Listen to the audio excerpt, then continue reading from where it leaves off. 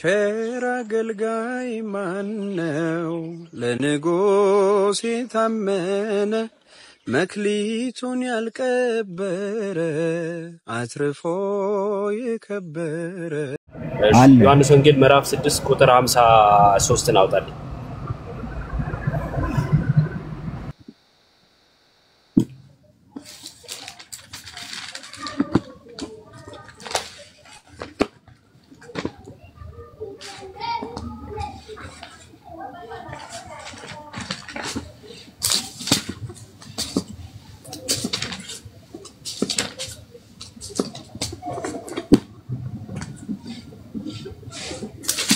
السلام عليكم ورحمة الله አንብብሽ እና እኔ ጋር የሚጮህ ነገር ስላለ እኔማ እንደምታይ መኪና ውስጥ ነኝ።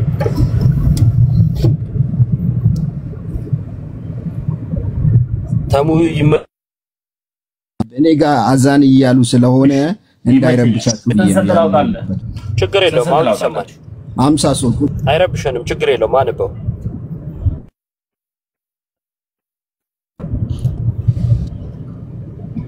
አይረብሸንም። ቀጥል ወንድማች። በጌታ በኢየሱስ ክርስቶስ ስም አነባለሁ። ስለዚህ ኢየሱስም እንዲህ አላቸው፣ እውነት እውነት እላችኋለሁ የሰውን ልጅ ሥጋ ካልበላችሁ ደሙንም ካልጠጣችሁ በራሳችሁ ሕይወት የላችሁም ይላል። ሊቀጥል ቀጥላ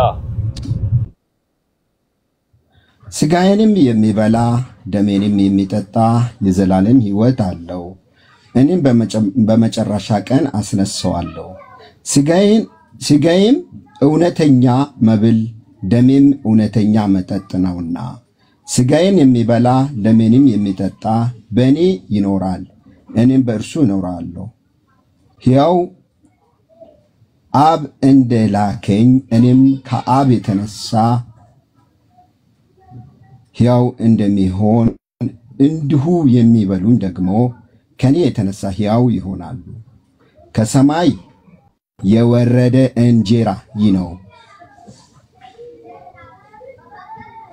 እሺ ልቀጥል። እንጀራ ይህ ነው። አባቶቹም ማና በልቶ እንደሞቱ አይደለም። በደም ያዝልኝ።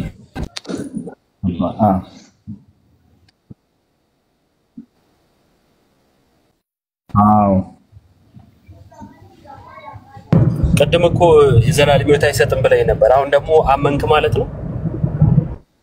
እያወራ ያለው ምን እንደ እኔም አሁን አንብብ አይደለም ያልከው? እንዴት ነው ይየው ነገሩን ጠምዘዝ የምትለው? አንብብ አልኩ አይደለ? አንብብ ነው አይደል ያልኩ? አስረዳው እንደ እኔ እኮ አንብብ አልኩና ምን አልኩ መሰለ? እሺ ታስረዳለህ። እንደዛ ከሆነ ሥጋዬን የበላ ደሜን የጠጣ የዘላለም ሕይወት አለው ይላል። ታምናለህ ወይ ስል አዎ አልከኝ። ቀደም ግን የዘላለም ሕይወት አይሰጥም ብለህ ነበረ። ተጋጨብህ ነው አሻሽለህ ነው አልኩ። አይ አስረዳለሁ። እንደዛ አይደለም ካልክ አስረዳ እንስማ። ኦኬ ይሄ ክፍል እያወራ ያለው ጌታ ኢየሱስ ክርስቶስ ከመሞቱ ማለትም በመስቀል ላይ ከመሰቀሉ በፊት ነው። እንጀራውንም ወይንም ሰጣቸው ነው ማለትም ከዛ በኋላ በፊትም እንደውም ትንቢተ ኢሳይያስ ምዕራፍ 53 ላይም እንኳን ስለናንተ ስለቆሰለ ነገር ትንቢቱ እየተነገረ እንደሆነ በትንቢተ ኢሳይያስ ላይ በደንብ እናያለን። ክፍሉ እያለ ያለው ስለ መንፈሳዊ ነገር ነው እንጂ እየተወራ ያለው ወይም ስለ ሥጋና ስለሚሆነው ነገር መንፈሳዊ ነው። ክርስቶስ ኢየሱስን ከተቀበልነው ክርስቶስ ኢየሱስን ካመንነው ያ የክርስቶስ ሕይወት እንዲኖረን ትእዛዛትን እናደርጋለን። እዛ ስፍራ ላይ ምን ብለው ነው? ስለ ማቴዎስ ወንጌል 14 ላይ ነው አይደለም? ወደ 5000 ሕዝብ ክርስቶስ ኢየሱስ ምን አደረገ? ያን ሁለት እንጀራና 5 እንጀራና 2 ዓሣ መሰለ ባርኮ ሰጣቸው። ያ የበላ በዛ ምሳሌ አድርጎ ነው እየተናገረ ያለው ክርስቶስ ኢየሱስ። ስለዚህ የሰው ልጅ ምን ምድረ ባዳ ላይ ምን አሉ? በሉ። ምን ሆኑ? ሞቱ። እኔ የሚሰጣቸው ግን ምንድነው? የሰማያዊ እንጀራ ነው። ይህ እንጀራ ማን ነው? እኔ ነኝ። ይህ ነው ክርስቶስ ኢየሱስ እያለ ያለው። ስለዚህ ስለ መንፈሳዊ ነገር ነው እያወራ ያለው በዚህ ስፍራ ላይ። እሺ ከየት እንዳገናኘው አላውቅም። የሱ ምሳሌ ነው አልክ። ጥቅስ ጠይቃለሁ በኋላ ላይ የአምስት አሳና ሁለት አሳና 5 እንጀራ እንደዛ ብቻ አብዝቶ አበላቸው። ከዛም በኋላ ተከተሉት። ዮሐንስ 6 ከፍ ብሎ ወደ 20 ቁጥር 20 አካባቢ ላይ ስታይ ስለበላችሁን የተከተላችሁኝ ያላቸው። ከዛ እንድናምንብህ ምልክት ስጠን አሉት። ከዛ ምን ጠቀሱለት? ሙሴ በምድረ በዳ ለአባቶቻችን መናን ሰጣቸው ብለው ጠቀሱለት። ከዛን እሱን የሰጠው ሙሴ ሳይሆን አባቴ ነው አለና ስለ እውነተኛ ወይም ስለ አማናዊው የሐዲስ ኪዳኑ መስዋዕት ስለራሱ ተናገረ ማለት ነው። ምን አለ? ስጋዬን የሚበላ ደሜን የሚጠጣ የዘላለም ሕይወት አለው አለ። ስለዚህ የጌታን ስጋና ደም መብላት የዘላለም ሕይወት ይሰጣል ማለት ነው። ነገር ግን ስለራሱ ነው አልክ። እኔ ስለሌላ ነው ብዬ አላልኩም። አዎ ስለራሱ ነው። ስጋዬ ካለ ራሱን ከስጋው ልትለየው አትችልም። ስለ ስጋው ነው፣ ግልጽ ነው። አሁን ስጋው የተባለው ምን እንደሆነ፣ መብላት የተባለው ምን እንደሆነ፣ ደም የተባለው ምን እንደሆነ፣ መጠጣት የተባለው ምን እንደሆነ በዝርዝር ልትነግረን ይገባል። ካልሆነ ግን ዋናውን ሐሳብ መሸሽ ይሆናል ማለት ነው። ሁለተኛ ኢየሱስ ስጋዬ ብሎ ስጋው ያልሆነ በመጽሐፍ ቅዱስ ላይ ካለ እሱን ተነግረናለህ፣ ጥቅስ ትሰጠናለህ ማለት ነው። ከሌለ እንቀጥላለን። እስቲ ቀጥል፣ ማስረጃዎች። እሺ ጥያቄ ዝም ብለህ ረጅም ወሬ ምናምን ሳይሆን አስጨርሼ ነው የሰማው። ቆይ አንዴ ቆይ፣ አሁን የምፈልገው ማስረጃ ነው። እሺ ጥቅስ ጥቀስልኝ። ቀጥል።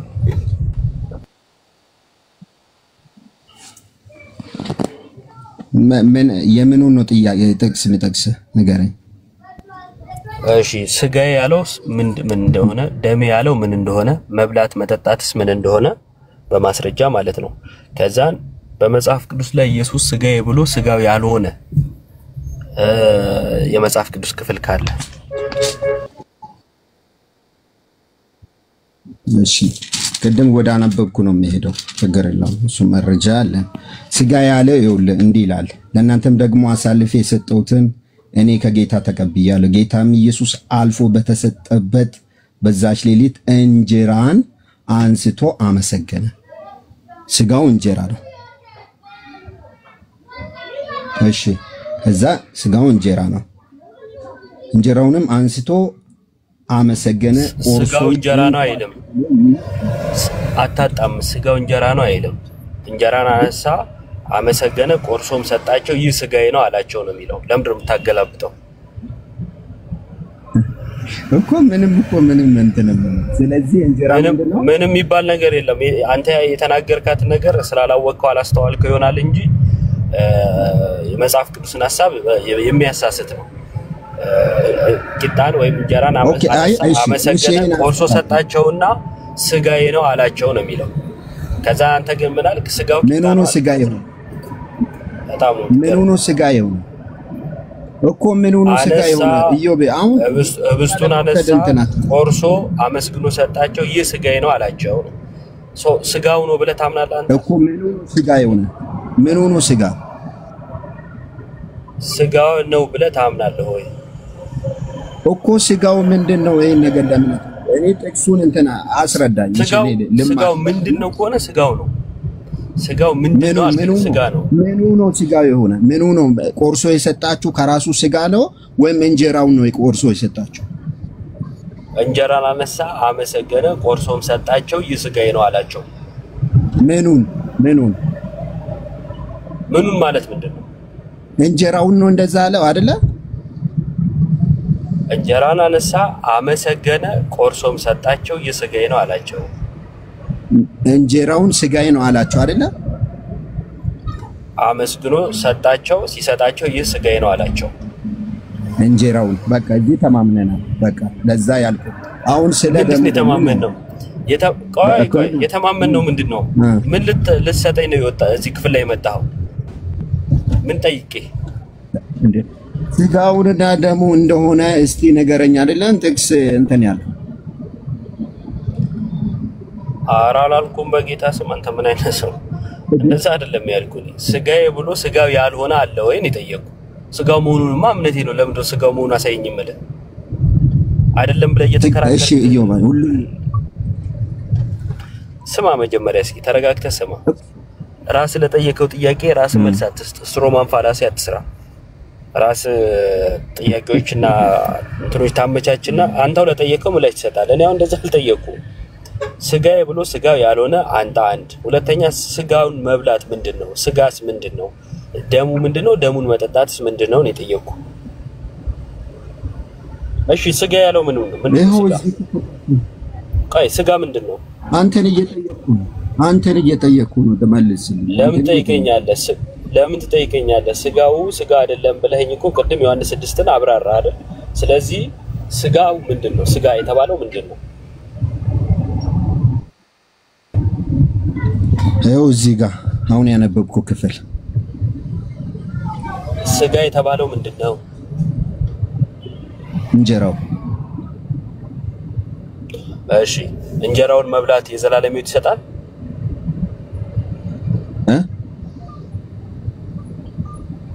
የዘላለምም ሕይወትማ እንጀራውን መብላት የዘላለም ሕይወት ይሰጣል? ክርስቶስ ኢየሱስ በማመን ነው።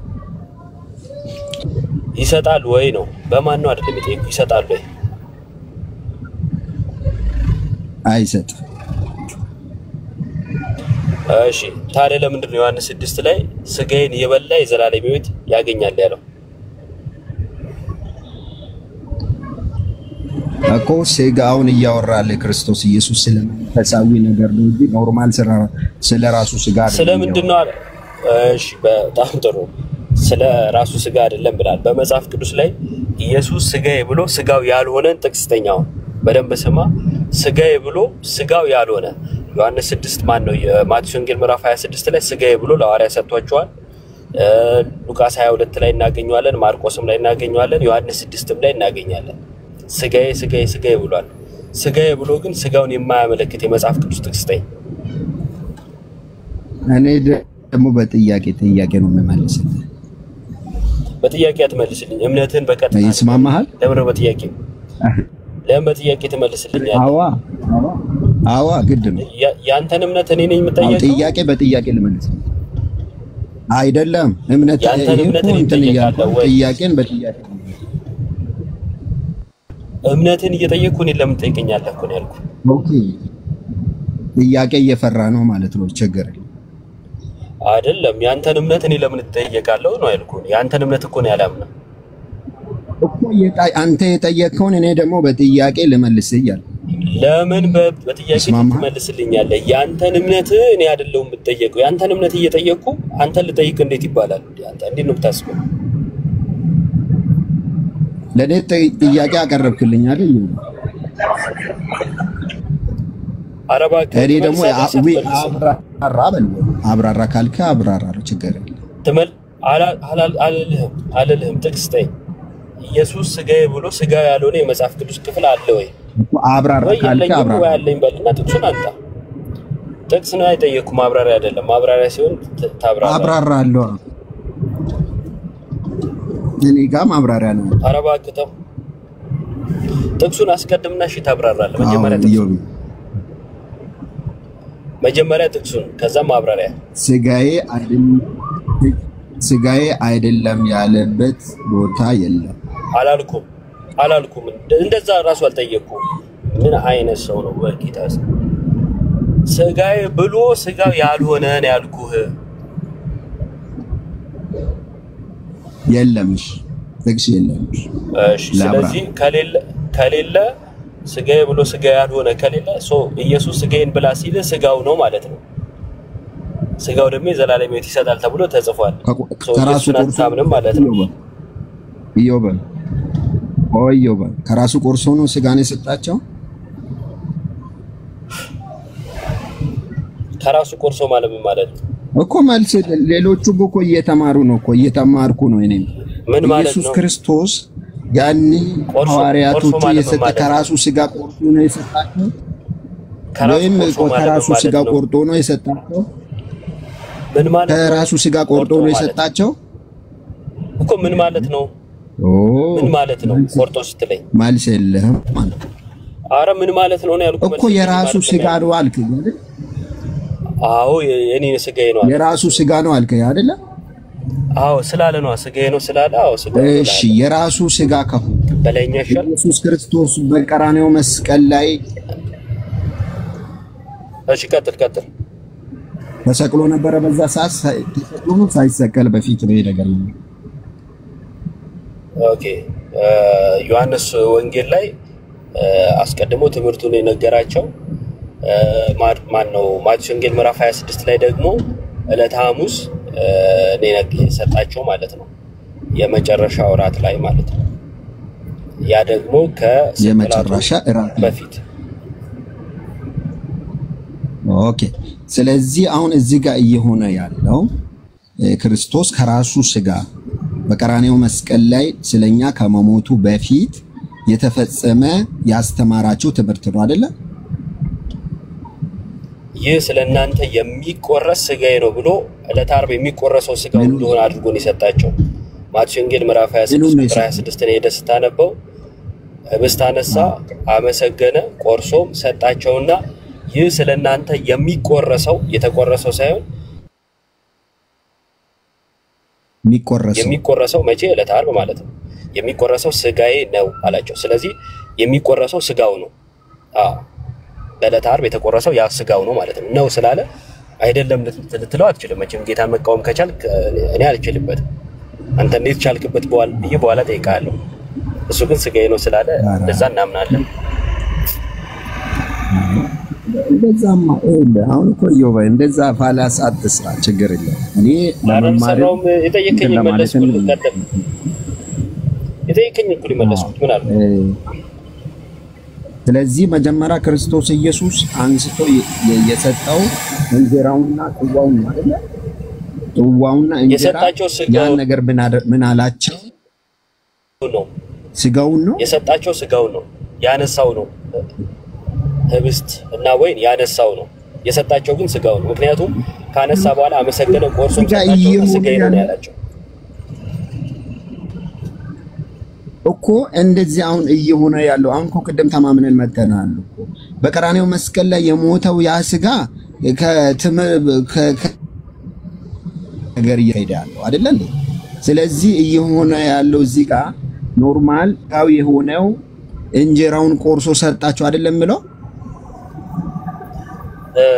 ማነው ተሻለ እንጀራውን ቆርሶ ሰጣቸው። ወይንም ይህ ስለናንተ የሚፈስ ነው ብሎ ነው አይደለ ሰጣቸው ክርስቶስ ኢየሱስ። ይቅርታ ተሻለ አንዴ ሚዩት አድርገው እና እናንተ እንድትሰሙ የሚፈልገው እኛ ኧረ አንዴ ቆይ አንዴ ሚዩት አድርገው። ህብስት አነሳ፣ ቆርሶም ሰጣቸው፣ ይህ ስጋዬ ነው አላቸው። በቃ ስጋው ነው ብለን እናምናለን። ወይኑንም አነሳ፣ ይህ ደሜ ነው አላቸው። ደሙ ነው ብለን እናምናለን። መቼ? አስቀድሞ በዕለተ ሐሙስ ሰጣቸው ለሐዋርያቱ። ምን የሚሆን ነው ሲባል የዘላለም ሕይወት የሚሰጥ ነው። በዕለተ ዓርብ ነው የሚቆረስና የሚፈስ ስጋና ደሙ ነው። በቃ ይሄን እናምናለን። እንዴት ነው የሚለወጠው ምናምን የሚለውን አናውቅም። ይሄ የእግዚአብሔር አሰራር ስለሆነ ማለት ነው። እምነታችን ግን እንደዚህ ነው። እርሱ እንዳለ ማለት ነው። ስጋዬ ነው ሲል አዎ ነው፣ ደሜ ነው ሲል አዎ ደሙ ነው ብለን እናምናለን። እና ስለነበረን ቆይታ አመሰግናለሁ። ከሌሎቹ ጋር ቀጥል። ግሩሜ እንኳን ደህና መጣ። አዩብ እንኳን ደህና ቆየኝ። እንዴት አደለ? አለው ግሩሜ። ትንሽ ድምጽ የጫጫታው ነው መሰለኝ አይደል? የሆነ ድምጽ ነገር አለ። በቃ ትንሽ አሳፊ ይገባል። እሺ ቀጥሉ። ተሙ ልደት ናቱ። እሺ ዮብዬ መልካም ጨረሳችሁ ከተሻለ ጋር? ለዛሬ በቃናል። በቃ ይበቃዋል። ተሽዬ መልካም ጊዜ። ታች ላርግህና ልደትዬ ይቀጥላል። ናቱም ስላለ ከሌላ ሰው ጋር እንቀጥላለን። ታችሁንና መልካም ክብራ ዓለም ሰላም ብያለሁ። ሰላም እንዴት ናችሁ? ተሙ እግዚአብሔር ይመስገን። የት ቤተ እምነት? የእውነት መንገድ የእውነት መንገድ የት ነበር?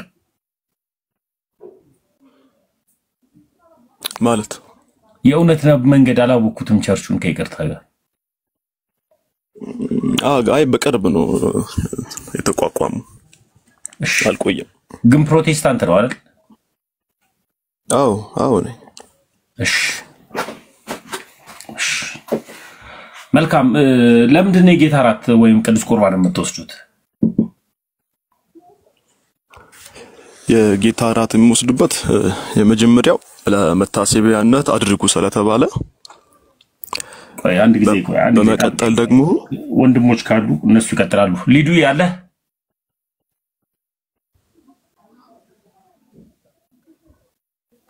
እሺ ልደት የለም ናቱ ይቀጥል ከዛ በኋላ መምህር ግሩም ይቀጥላል በኋላ ላይ ቀጥል ናቱ ሰሙዬ እየበላው ነው እሺ በጣም ነው ደስ የሚለኝ ግሩምዬስ መምህር ግሩምዬ ይቀጥል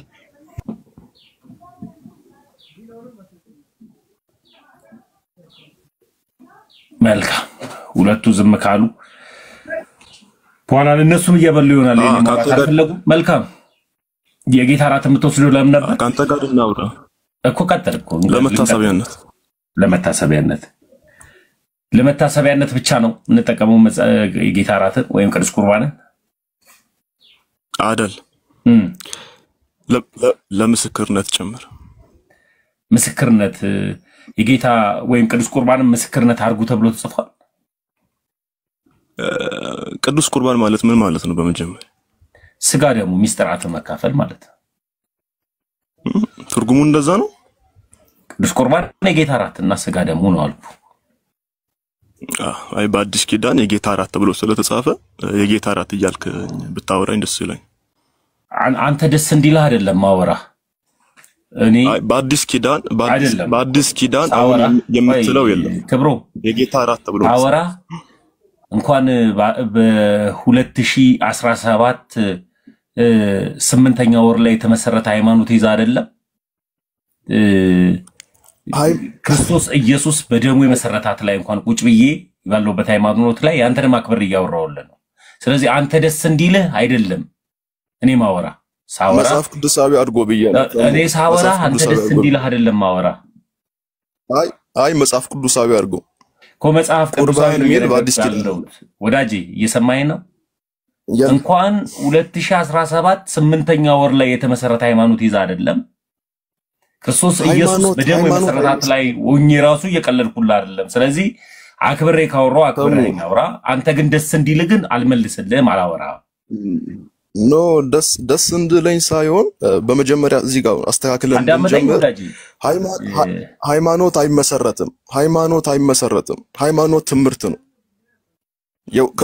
ሃይማኖት ትምህርት ነው ብሎ የፈታ እንዳባት ሰጠኝ ጳውሎስ ሃይማኖትን ጠብቄያለሁ ያለው ታዲያ ምኑን ሃይማኖትን ጠብቄያለሁ ትምህርትን ጠብቄያለሁ ነው ያለው ወይስ ሃይማኖትን ጠብቄያለሁ ነው ያለው ሃይማኖትን ጠብቄያለሁ ምን እምነት ነው አስተምሮ ነው የግዕዝ ትርጉም ካለ ከፍተያ ሃይማኖት ተቋም አይደለም ወዳጄ ልትበሳጭና ልትናደድ ልትሰድበኝ ነው የመጣ ወይስ ልንማማር ነው የመጣ ኖ አይ ላስተካክል ብዬ እኮ ነው ዝም ብለህ ከምታወራ ለምሳሌ ቁርባን አልከኝ በአዲስ ኪዳን ቁርባን ሚል ቃል የለም በአዲስ ኪዳን የጌታ እንጀራ የጌታ እራት ነው የተባለው ወዳጄ ሰማሃለሁ በአዲስ ኪዳን ክብሮ ሰማሃለሁ ወይ እየሰማው ነው አይ መጽሐፍ ቅዱሳዊ አድርገህ እንድታወራ ፈልጌያለሁ እልህ ቁጣ ስድቡን ከውስጥ አውጥተህ እውነት ድምጼ ነው ይቅርታ ድምጼ ያለ ነው ወንድሜ ድምጼ ነው ተሙ እሺ ድምጽ ከሆነ እኔ የጠየቅኩን ጥያቄ ብቻ መልስልኝ ክቡር የሆነው የክርስቶስ ኢየሱስ ስጋና ደሙን ተወስዳላችሁ አይደል አዎ እንወስዳለን ለምን ደም ተወስደው ነገርኩህ እኮ ልድገመው አዎ ድገመው ለመታሰቢያነት እሺ ሁለተኛ ደግሞ ለምስክርነት ተብሎ የተጻፈበትን መጽሐፍ ቅዱስ ጥቅስ ስጠኝ እስኪ አንደኛ ቆሮንቶስ 11:26 ላይ ሞቱን ትናገራላችሁ ይላል መናገር ማለት ምን ማለት ነው ለምስክርነት ስላልከኝ ነው ዳጂ አይ መናገር ማለት ታዲያ ምን ማለት ነው ኢትዮጵያ የሙዚቃ ሞቱን ያሬድ የሙዚቃ ስራዎች አሉ ለምሳሌ በኢትዮጵያ እንደነ ሙላቱ አስታጥቂ የተለያዩ ሙዚቃ እንትሮችን አንደኛ ቆሮንቶስ 11:26 ላይ ሞቱን ትናገራላችሁ ይላል የጌታን ሞት ለመናገር ይህንን ጳውሎስ ለምን ነበር ያላቸው አንደኛ ቆሮንቶስ ምዕራፍ 11 ቁጥር 26 ላይ ለቆሮንቶስ ቤተክርስቲያን ለምን ይህንን ሐሳብ ሰጣቸው አውዱን ታውቀዋለህ መጽሐፉን አውዱን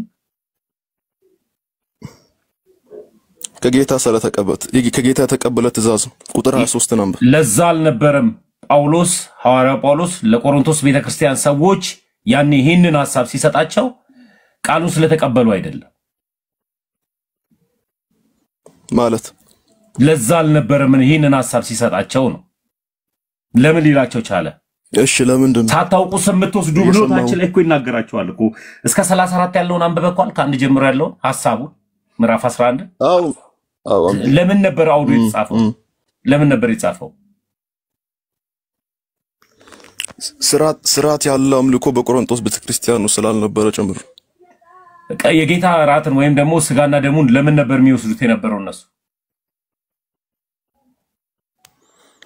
ቀጥል የሰማው ለምን ነበር የሚወስዱት የነበረው የቆሮንቶስ ቤተክርስቲያን ሰዎች በዛ ሰዓት ላይ አይ እኔ አላቅም በቃ እኮ ማታውቀ ከሆነ አሁን ያነሳው ሐሳብ ላይ የቆሮንቶስ ቤተክርስቲያን ሰዎች ተሰብስበው በማህበር ተሰብስበው የሚበሉት ለመጥገብ ነበር ጳውሎስ መጥቶ ነው ያስተካከላቸው ገብቷል በቤታችሁ ሳላችሁ አንዱ ለመጥገብ ይበላል አንዱ ለስካር አንደኛው ደግሞ ሳይበላ ያድራል ብሎ ይነግራቸዋል በማህበር ተሰብስበው ሳሉ ይሄንን ሐሳብ ደግሞ እንደገና ደግሞ 27 ላይ ሳታውቁት ሳይገባችሁ ምትወስዱት ፍርዱን ታገኛላችሁ ይላችኋል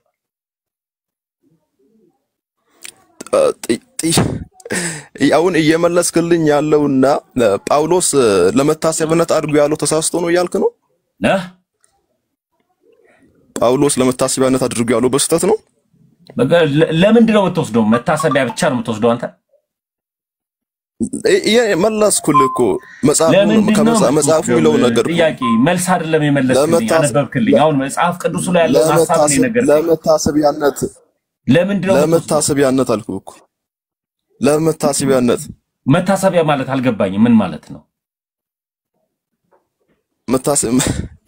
ጌታ ለኔ ያደረገው ነገር ማስብበት ነው የጌታ ራት 3 ጌታ ለኔ ያደረገው ነገር ለኔ መሞቱን ለኔ ደሙ ማፍሰሱን ማስብበት አልገባኝም አሁንም መታሰቢያ አብራራው እስኪ መታሰቢያ ማለት አብራራው ልኩ የጌታ ራት 3 ጌታ ለኔ መሞቱን ለኔ መሰቀሉን እኔን ማዳኑን የማስብበት ነው ስለዚህ ስጋና ደሙን ቤተክርስቲያን መስጠት እንድታስበው እንጂ ለመዳን አይደለም ወይም ለሌላ ለተሻለ ነገርን አይደለም ማለት ነው ዝም ብለህ ብቻ አስቡት እያለች ነው የምትወስደው እንዴ ማሰብ ምን ማለት ነው የተሻለ ነገር አይደለም ማለት አይ አስቡት ሲባል የክርስቶስ ኢየሱስ ስጋና ደም ነው እያለች አስቡት እያለች ነው የምትሰጠው ወይ ነው ጥያቄ ነው የጠየቁ እንደሚዩ አስቡት መታሰቢያ ነው በቃ እያለች ነው የምትሰጠው የክርስቶስ ስጋና ደም ነው እንደ እስኪ የክርስቶስ ስጋና ደም ነው እንዴ ቤተክርስቲያን የምትሰጠው እሺ ሶል ሰላም ብያለሁ ዝብራርቀብያ ሶል ሶል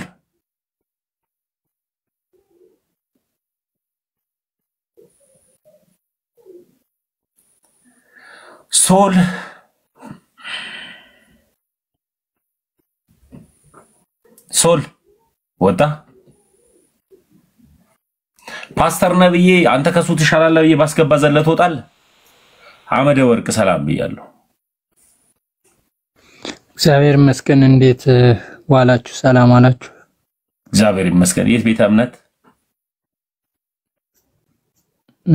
እግዚአብሔር ይመስገን ኦርቶዶክስ ተዋህዶ ለምን አንድ ቁጥር ደጋግመህ ጻፍክ አይ ልጁ የሚለውን ነገር ያው ምናልባት በአንድምታ ለመንገር ፈልጌ ነበር ወረደ ለዛ ነው ልጅ የተናገረውን ቃል በአንድምታ ለመናገር ፈልጌ ነበር ወረደ ለዛ ነው አንድምታ ማለትሽ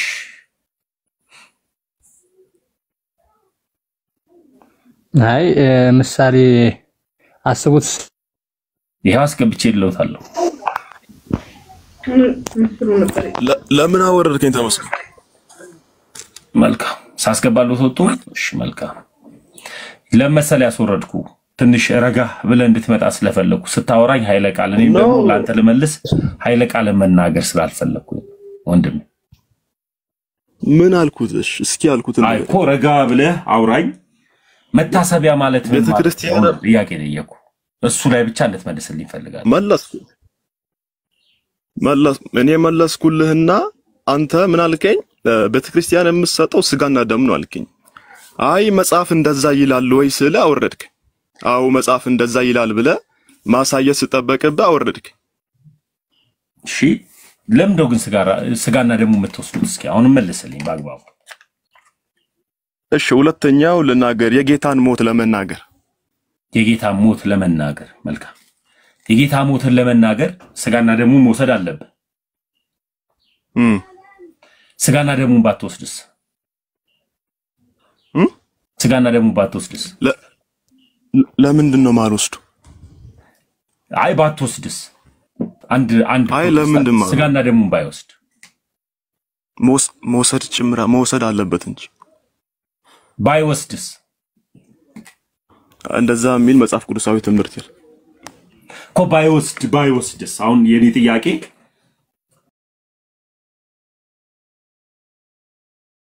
ባይወስድስ? ስጋና ደሙን ባይወስድማ ለምንድን ነው የማይወስደው? እኮ የኔ ጥያቄ ባይወስድ አንድ ሰው ክርስቶስን አምኛለሁ እያለ ድኛለሁ እያለ ከክርስቶስ ጋር ህብረት አለኝ እያለ ለምንድን ነው የጌታን ስጋና ራት ማይወስደው? ሲጀምር ባይወስድስ? አሁን የኔን ጥያቄ አስበው። ስጋና ደሙን ባይወስድስ? አንድ ክርስቲያን አንድ ጴንጤ ስጋና ደሙን ባይወስድስ ምን ይሆናል? ምን ይሆናል ማለት ባይወስድ? እኔ አላቅም። መጽሐፍ ቅዱስ ምንም የሚሰጠው ነገር የለም። እንዴት እኔ አላቅም? ለምሳሌ ያክል ለመታሰቢያነት ነው ብለኸኛል። መታሰቢያውን ለምሳሌ ያክል እኔ አንድ ቤተሰብ ሞቶ መታሰቢያነት ባከብርም ባላከብርም የራሱ ጉዳይ ነው። በቃ እኔ ባይወስድም እኔ ባስበው አላስበው ቤተሰብነቱን ባስታውለው ሁሌ ባስበው ችግር የለብኝም። ባላስበውም የራሱ ጉዳይ ነው።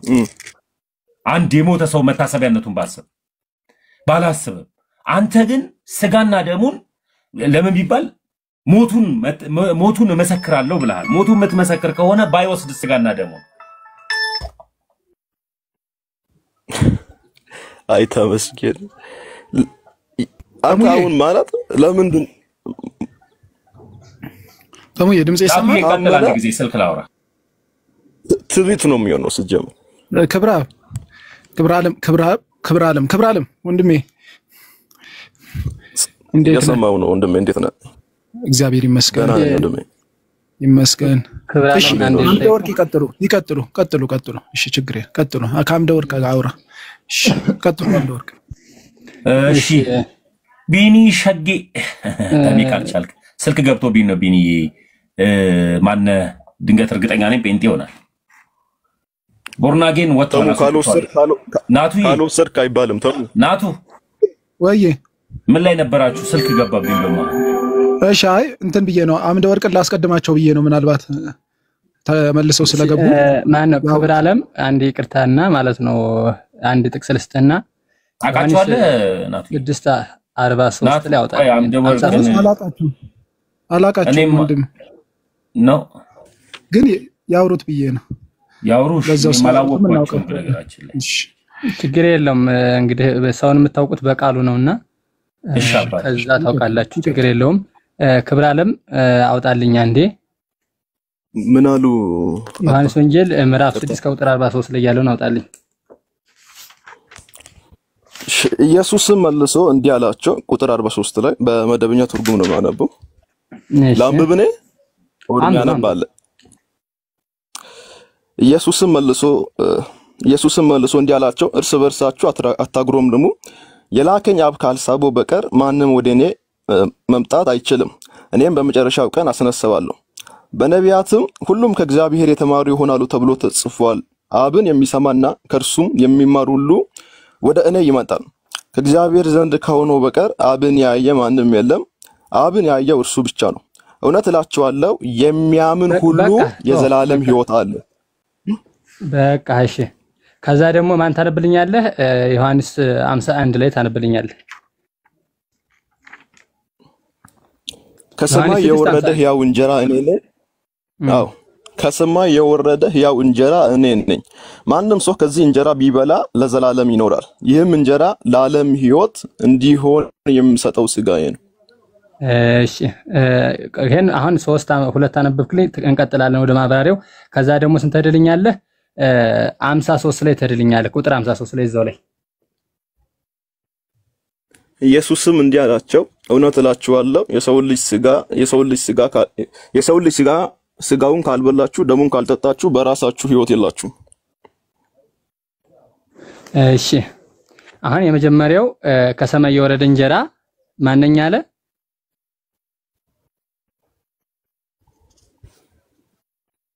አይሰማም? ይቀጥሉ። እየሰማሁት። እሺ ከሰማይ የወረደ እንጀራ ማንኛ አለ? እኔ ነኝ አለ ክርስቶስ ማለት ነው። ስለዚህ ከሰማይ የወረደ እንጀራ የሚቀርበው የት ነው? እየሰማሁት ነው እኮ ከሰማይ እየተጠያየቅን ነው፣ እየተረዳዳ እንድንሄድ እኮ ነው። አሁን አንተ ስጋውን ለመታሰቢያ ለመታሰቢያ ስላልከ ብዬ ነው። ለመታሰቢያ ነው እንጂ ለመዳን አይደለም ብለህ ስትናገር ስለሰማሁ ነው። ስለዚህ ከሰማይ የወረደ እንጀራ የተባለ ማን ነው አልኩህ? ክርስቶስ ነው አልከኝ። ይሄን ያልበላ ደግሞ ተናገረ። እውነት እላችኋለሁ የሰውን ስጋ ካልበላችሁ ነው የተናገረ። ይሄን ስጋውን ካልበላችሁ አትድኑ ፈጽሞ ተነግሯል። ስለዚህ ያን ስጋ ካልበላ ሰው አይድንም ማለት ነው።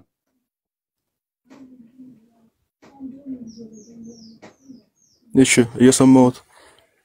አዎ ካልበላ አይድንማ። አዎ እሺ ወንድማችን እግዚአብሔር ይስጥልን። ስለዚህ እግዚአብሔር ስጋና ደም ስጋው ምን በላ ደሙንም ጠጣ ለመዳን ነው ማለት ነው፣ የዘላለም ሕይወትን ለማግኘት። ዮሐንስ 6 ላይ ተናገር ያለው። አዎ እሺ ስለዚህ ምን ላይ ነው አንተ አርገባ ያለ? ቀደም አሪፍ ነው መጀመሪያ ብለዋሉ። ከምን የወረድኩ እንጀራ ነኝ አለ? ከሰማይ የወረድኩ። ከሰማይ የወረደ እንጀራ ነው።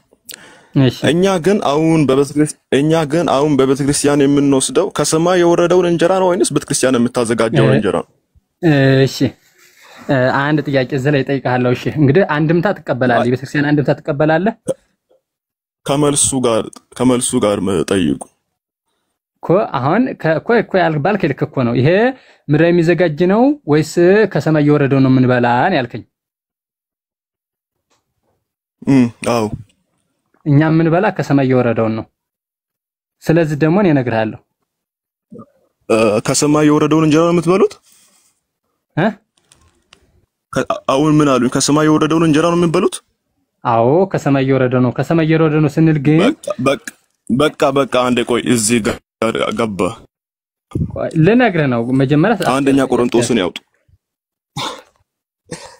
እኮ አወጣልህ ነው። ይሄን አወጣልሃለሁ፣ ችግር የለም። አንተ በምትለው ልክ እንሄዳለን እኮ አልኩህ። የምታወጣውን ጥቅስ ሁሉ እየተረዳን እንሄዳለን። መጀመሪያ ግን እዚህ ጋር እንዳይጥሉ የምንቆርሰው ከሰማይ የወረደውን እንጀራ ነው ብሎ አሉ። እሺ ይቀጥል። ከሰማይ የወረደውን እንጀራ ያብላ። እሺ ከዛ ምንድነው የሚለው ማቴዎስ ፋይል አወጣልህና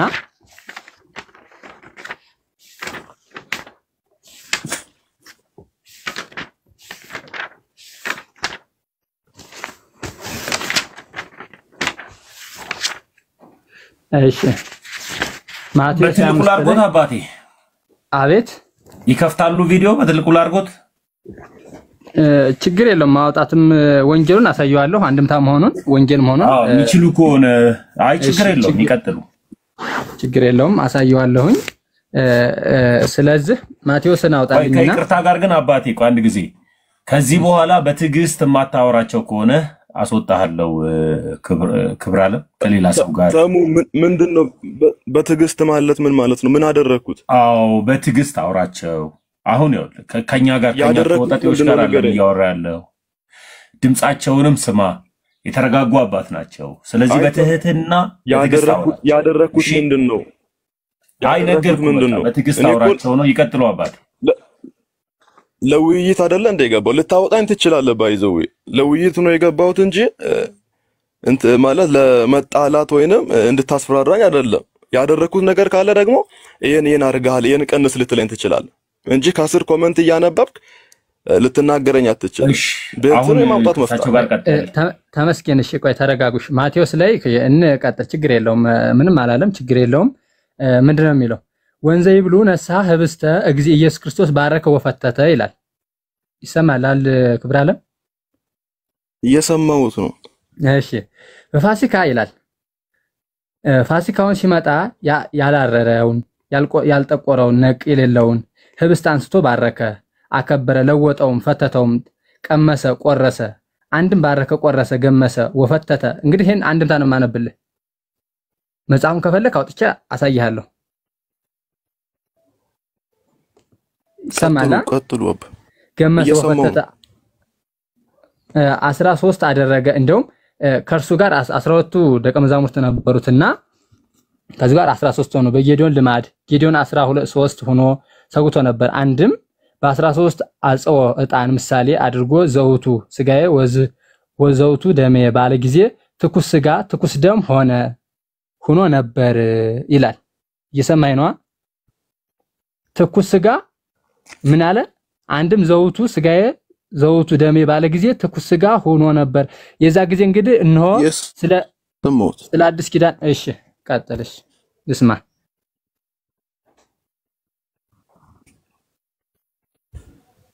ክብር አለም የምትናገረው ካለ በመሃል እንትመላ እንጨርስ አቤት እኔ እኮ መልስ እየጠበቅኩት እኮ ነው አባ ቀደም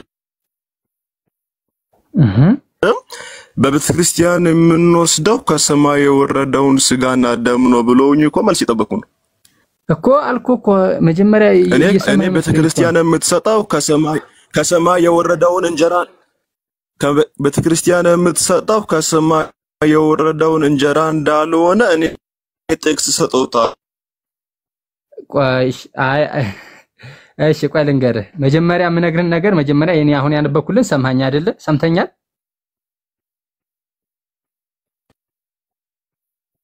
አንድ ክብር ዓለም እየተሰማ ነው ያነበብኩልን ከሰምሃኝ እኮ አልኩ ይሄው ምሳሌ ማለት ነው አንድም ዘውቱ ስጋዬ ወዝንቱ ደም ባለ ጊዜ ትኩስ ስጋ ደም ሆነ ትኩስ ስጋና ደም ሆነ ምንድነው አይሰማም እንዴ እየሰማው ነው የትኛው ወንጌል ላይ ነው ወንጌሉ ላውጣ ብዬ ነው ማቴዎስ ላይ ነው አንድምታ ነው አንድምታ አለ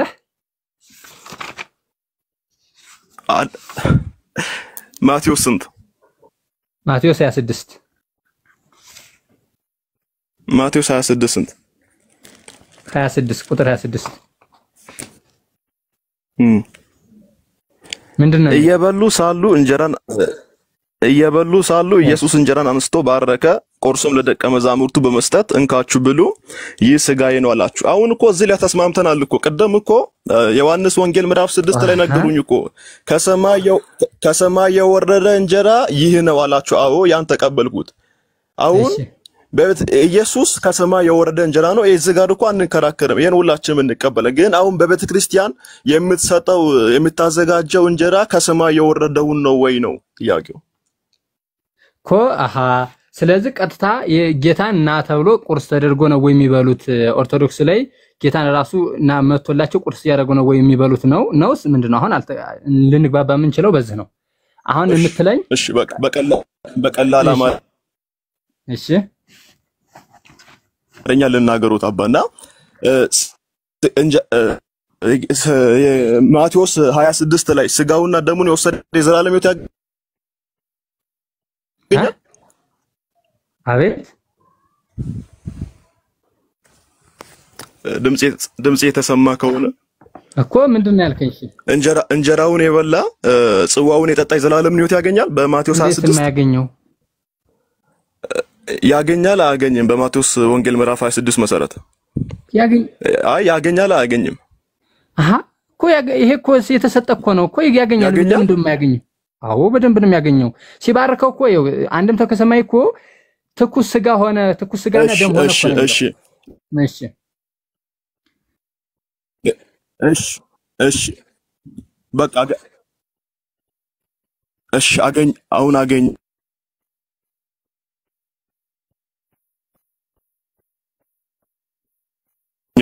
እሺ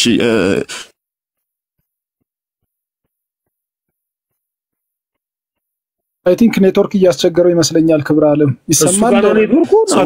የሚያገኝ ከሆነ ይሁዳ የዘላለም ሕይወት አለው። ይሁዳ ክብረ ዓለም ትንሽ ኔትወርክ እያስቸገረ ነው፣ እየተቆራረጥክ ነው። ናቲ ድምጽ ይሰማል አሁን? እሺ እየተቆራረጥክ ነው። አይደለም ይሁዳ አልሽ። ቆይ አንድ ነገር ልንገርሽ። ይሰማል አሁንሽ? እሺ ይሰማል። እሺ ይሁዳ ለምሳሌ አይደለም አሁን ስጋው ደሙን የበላ ኃጢአት ቢሰራ ይድናል አይድንም? ንገረኝ። አሁን እኔም ወደ አንተ ጥያቄ እመጣለሁ። ስጋው ደሙን የበላ ደሙን የጠጣ ሰው ቢበድል ክርስቶስን ቢክድና የሆነ ወደ ኃጢአት ቢሄድ ይድናል አይድንም? ይጠይቃል መልሽ። አባቴ ተመልሶ ይግባ። እንትን አሁን ሳየው ኔትወርኩ ይቆራረጣል። እርሱ ይቀጥሉ። እስከዛ ይገባል። አስገቡት። አሁን እሱ የሚለው ጥያቄ ምንድነው? ይሁዳ ስለዚህ ከዛ አንተ ስለበላ የዘላለም ሕይወት ያገኛል ወይ ብሎ ነው እየተናገረ ያለው። ይሁዳንን ስጋ ስለበላ ስለዚህ ይሄ እንደው ባርኮ ሲሰጠው ተቀይሯል ካልክ፣ ስለዚህ የዛ ጊዜ ይሁዳ የዘላለም ሕይወት እያገኘ ለምን እንግዳ የዘላለም ሕይወትን አልወረሰም? ይቅርታ ልጁ ሲመጣ ልጁን ብቻ አስገቡ። ሞዴሬተሮች ያገኛችሁትን ሰው ዝም ብላችሁ አትሳቡ። ለምን ሰው ላይቭ ላይ እንዲናገር እንደምትፈልጉ አላውቅም። ስርዓት አድርጉ። ቀጥሉ አባቴ። ስለዚህ ለምን ስለሚለው ስለዚህ ሰው ስጋው ደሙ ስለበላ ብቻ ድነት ይሰጣል። አዎ ጌታን ከጌታ ጋር ሕይወት እናገኝበታለን። ስጋን የበላ ደም የጠጣ የዘላለም ሕይወት አለው። የመጀመሪያው በቤተክርስቲያናችን ክብርተ ተመለስ የመጀመሪያው የቤተክርስቲያናችን የክርስትና በር ተብሎ የሚጠራው ምንድነው? ጥምቀት ነው። የስጋዊ ልደት ከስጋ እንደሆነ የመንፈስ ልደት ደግሞ ከውሃና ከመንፈስ ነው። ይሄ የክርስትና በር። ከዛ እስከ በኋላ ስጋው ደሙን እንበላለን፣ ደሙን እንጠጣለን። ይሄም ጌታ ባዘዘን ልክ ማለት ነው። ስጋውን በልተን ግን ከዛ በኋላ ስራ ባይኖረን እንጸድቃለን አይጸድቀን የሚለው አሁን የይሁዳ ታሪክ እዚህ ጋር ነው።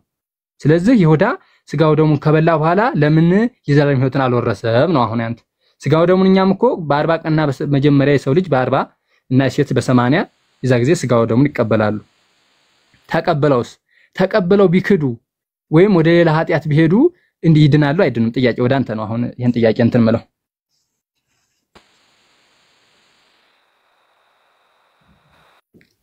ክብረ ዓለም ይሰማል? ድምጼ ይሰማል? ትንሽ ኔትወርክ ያስቸገረኝ ስለሆነ ነው። እሺ ይድናል አይድንም? አው ይሰማል። የኔ ይሰማል? ይሰማል የኔ ድምጽ ይሰማል። መልካም እሺ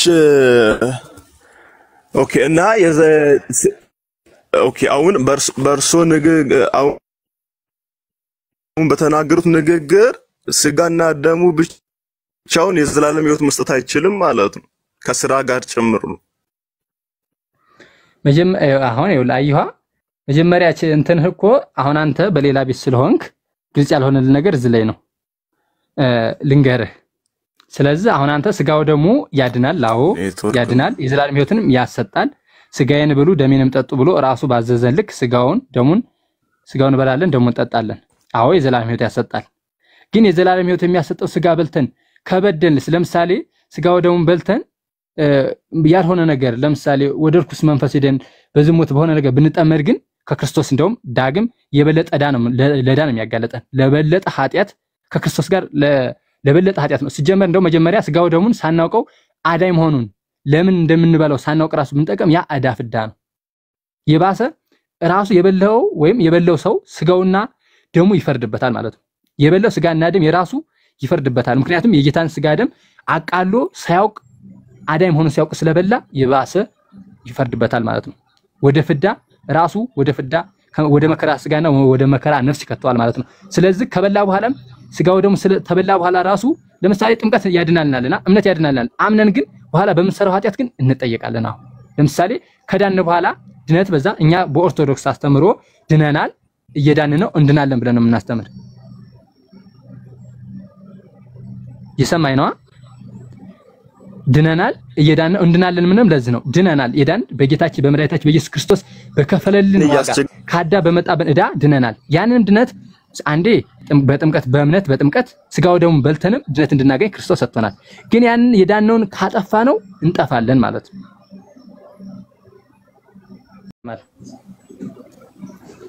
እሺ አሁን እኔ ሰምቼው ታሎ ከመጽሐፍ ቅዱስም ዮሐንስ ወንጌል ምዕራፍ 6 ላይም ጥቅስ ሰጥተውኛል እና ልመለስና ቀደም በቤተክርስቲያን የሚዘጋጀው ስጋ ወይንም አማናዊ ነው ወይንም ከሰማይ የወረደው ነው ብለው ነበርና እኔ ግን እንደዛ እንዳልሆነ መጽሐፍ ቅዱስ በአንደኛ ቆሮንቶስ ምዕራፍ 10 ላይ ያንን ክፍል እስኪ አነብሎታለሁ ከዛ ክፍል ጋር አይወልህ አሁን አንተ የምትለኝ እነግርሃለሁ ችግር የለም ስለ ስጋው ደግሞ አዘገጃጀት ልታመጣ እንደሆነ በፍጹም የት እንደምትደርስ ገብቶኛል። ስጋው ደግሞ መጀመሪያ ከምን አሁን አንተ ከሰማይ የወረደው ክርስቶስ የሰጠንን ስለዚህ የዛ ጊዜ ክርስቶስ ለሐዋርያት የሰጣቸው ከጎኑ እንዲያጎ ቡጭቅ አርጎ ነው እንደሰጣቸው አንድ ጥያቄ ልጠይቅህ ከጎኑ ቆርሶ ነው የሰጣቸው ንገረኝ።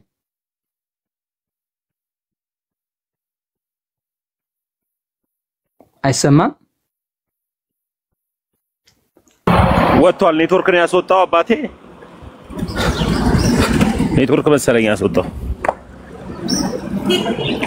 እሺ ለማንኛውም እንግዲህ በዮሐንስ ላይ ራሱ 6:35 ላይ ራሱ እውነተኛ እንደዚህ እንዲያለን ስጋዬ እውነተኛ መብል ደሜም እውነተኛ መጠጥ ነው ሲል ስለዚህ ተራሱ ጋር ቆርሶ ሰጥቶ ሳይሆን የዛ ጊዜ ሲሰጣቸው ራሱ ባርኮ ቀድሶ እንደ ትኩስ ስጋና እንደ ትኩስ ደም ሆነላቸው ነው የሚለው። የዛ ጊዜ ያን ተቀበሉ ለሐዋርያ ሰጣቸው። ከዛስ በዕለተ ዓርብ የፈጸማት ራሱ ስጋውን ቆርሶ ደሙን አፍስሶ ባዳነበት በዕለተ ዓርብ በዛች ዕለት የራሱን ስጋ እንግዲህ ስለዚህ የዛ ጊዜ የተቆረሰውን ስጋ ለምን ስጋውን ሁለዚህ ያመጣን እንደዛማ ከሆነ በጣም ከባድ አሁን በጣም ምርምር የሚገቡት ለመናፍቃን ለዝ ነው።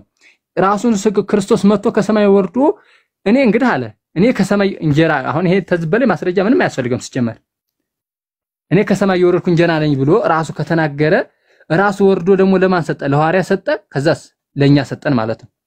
እኔ ከሰማይ የወረድኩ እንጀራ ነኝ አለ በቃ ተዝበለ ምን ይባል ሲጀመር ለዓለም ሕይወትን የሚሰጠው እንጀራ ስጋዬ ነው ብሏል። እንግዲህ በዮሐንስ 6:51 ላይ ራሱ ይሄን ነው የሚናገር ለዓለም አለ ለዓለም ሕይወትን የሚሰጠው እንጀራዬ ነው እንጀራ አለ እንጀራ ስጋዬ ነው።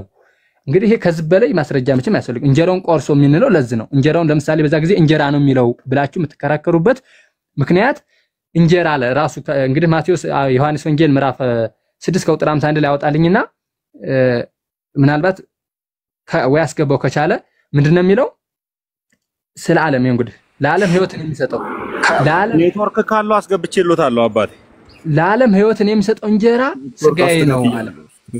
ለዓለም ሕይወትን የሚሰጠው እንጀራ ስጋዬ ነው አለ። ስለዚህ እንጀራ ብሎ ይቆረሰው ለዓለም ስጋዬ ነው አለ። ደግሞ መልሶ ለዓለም ሕይወትን የሚሰጠው እንጀራ ስጋዬ ነው አለ።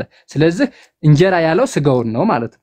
በዚህ ልክ እኛ ደግሞ ክርስቶስ ባዘዘ ልክ በሱ እንጀራ አዘጋጅተን ስጋውን ባርከን ደሙንም ባርከን እንበላ ስጋውን እንበላለን ደሙን እንጠጣለን። አሁን አንተ በእንዝል ተባርኮ ተዘጋጅቶ አይደለም ወይ ከሰማይ የወረደው ነው ወይ እሱ ባዘዘ ልክ ነው የምንሰራው። አሁን አንተ የምትሄድበት ልክ የት እንደምትደርስ አውቀዋለሁ። መጀመሪያ ጥቅስም ጠቅሳቸውን ጥቅስም እነግርሃለሁ ከፈለክ እንዴት ነው የሚዘጋጀው ብለህ ስለዚህ ከሰማይ ነው ወይ የወረደው የምትለው ነገር የዝህን ነው። ቆሮንቶስ ላይ ያነሳ ቆሮንቶስ 11:23 ላይ አሁን እነዚህን የምታነሳ እንደውም እንደዚህ ነው የሚለው እንጀራ በብላችሁ ጊዜ ሁሉንም ጽዋ በጠጣችሁ ጊዜ ሁሉ ጌታ እስከሚመጣ ድረስ ሞቱን ትናገራላችሁ ይላል። ይሄ ምን ማለት ነው? ስጋዬን በበላችሁ ጊዜ ደሜን በጠጣችሁ ጊዜ ሞቱን ትናገራላችሁ። ስለኛ ብሎ መሞቱን እሱ ራሱን አማናዊ ስጋው መስጠቱን ትናገራላችሁ አለ እንጂ በምሳሌነት ይሄ መሞቱን እንድንናገርለት ሞቱን ብቻ እንድናገር ሞቷል እኮ ብለን የሱን መሞት ብቻ እንድናገርት አይደለም። የሱ ስጋው ደግሞ ስጋውን በልተን ደሙ ጠጥተን ሕይወት እንድናገኝበትና እሱም ደግሞ ስለኛ ብሎ መሞቱን አማና የሆነውን አዳኝ የሆነ ሕይወትን የሚሰጠው ስጋውን ሙቶ እንደሰጠን ራሱን አሳልፎ ስጋውን ቆርሶ ደሙን አፍሶ እንደሰጠን እንድናገር ነው እንጂ ወንድሜ እየሰማኝ ከሆነ ማለት ነው። በዚህ ልክ ነው ግን እየሰማሁት ነው። እሺ ይቀጥሉ ወር እንዳወራ ከፈቀዱልኝ እኔ ወይንም በመጽሐፍ ቅዱስ አሁን በቤተክርስቲያን የምንወስደው እንጀራ ወይንም የጌታ እራት አማናዊ የክርስቶስ ስጋ ሳይሆን ከክርስቶስ ስጋና ደም ጋር ህብረት እንዳለው መጽሐፍ ቅዱስ ይናገረናል። ያንን ክፍል አነብሎትና እርሶ በዛ ላይ ምን እንደሚሉ ሰማታለሁ። በመጀመሪያ ደረጃ ዮሐንስ ወንጌል ምዕራፍ 6 ቅድም 54 ላይ ስጋዬን የሚበላ ደሜን የሚጠጣ የዘላለም ሕይወት አለው አለ ጌታ። እሺ ይሄን ሲል ብዙዎች ጌታ በተናገረው ንግግር የሚያስጨንቅ ንግግር ነው፣ ማን ይህንን ሊቀበሉ ይችላል እያሉ መለሱለት። ግን ኢየሱስ ክርስቶስ በዮሐንስ ምዕራፍ ወንጌል ምዕራፍ 6 ላይ እያወራ ያለው ስለ ስጋና ደሙ ሳይሆን ወይንም ስለ በቤተክርስቲያን ስለሚዘጋጀው ስጋና የጌታ እራት ሳይሆን እያወራ ያለው ምንድነው? ቁጥር 63 ላይ እንደዚህ ይላል። አሁን ብዙውን ጊዜ ችግራችን ምንድነው? ከላይ ከ54 ላይ ያለውን ብቻ ነው የምንወስደው። ቁጥር 63 ምን ይላል? ታዲያ የሰው ልጅ ከደቀ መዛሙርቱ ብዙዎች ይህን ሲሰሙ ይህ የሚያስጨንቅ ቃል ነው፣ ማን ሊቀበሉ ይችላል አሉ። 61 ላይ ከደቀ መዛሙርቱም በዚህ ንግግር ማጉረምረማቸውን ኢየሱስ በገዛ ራሱ ተረድቶ እንዲህ አላቸው፣ ይህ እንቅፋት ይሆንባችኋልን? ታዲያ የሰው ልጅ ቀድሞ ወደ ነበረበት ሲመጣ ብታዩ ምን ልትሉ ነው? መንፈስ ሕይወትን ይሰጣል፣ ስጋ ግን ምንም አይጠቅምም። ስጋ ግን አንዴ ልጨርስና ስጋ ግን ምንም አይጠቅምም። እኔ ነገርኳችሁ ቃል መንፈስ ነው ሕይወትም ነው። ኢየሱስ ክርስቶስ በዮሐንስ 6 ላይ ያወራ ያለው ስለ ስጋ አይደለም፣ ስለ እንጀራ አይደለም እያወራ ያለው፣ ስለ መንፈስ ነው እያወራ ያለው፣ ስለ ሕይወት ነው እያወራ ያለው።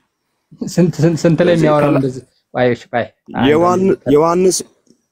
ዮሐንስ ወንጌል ምዕራፍ 6 ላይ ምዕራፍ 6 ከቁጥር ስንት ላይ? ከቁጥር 60 ጀምሮ ያንብቡ። ከቁጥር ስንት ድረስ? ከ60 ጀምሮ እስከ 64 ድረስ ያንብቡ። እሺ ከ60 ጀምሮ ምንድነው የሚል? ከ60 ጀምሮ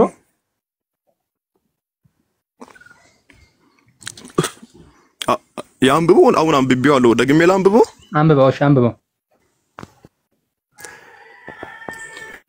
እሺ ከደቀ መዛሙርቱ ብዙዎች ይህን ሲሰሙ ይህ የሚያስጨንቅ ቃል ነው፣ ማንስ ሊቀበሉ ይችላል አሉ። ምኑን ሲሰሙ? ኢየሱስ ስጋዬን ካልበላችሁ ደሜን ካልጠጣችሁ የዘላለም ሕይወት የላችሁም ያለውን ቃል ሰምተው ማን ሊቀበለው ይችላል አሉ። 61 ላይ ደቀ መዛሙርቱም በዚህ ነገር ማጉረምረማቸውን ኢየሱስ በገዛ ራሱ ተረድቶ እንዲህ አላቸው፣ ይህ እንቅፋት ይሆንባችኋልን? ታዲያ የሰው ልጅ ቀድሞ ወደ ነበረበት ሲወጣ ብታዩ ምን ልትሉ?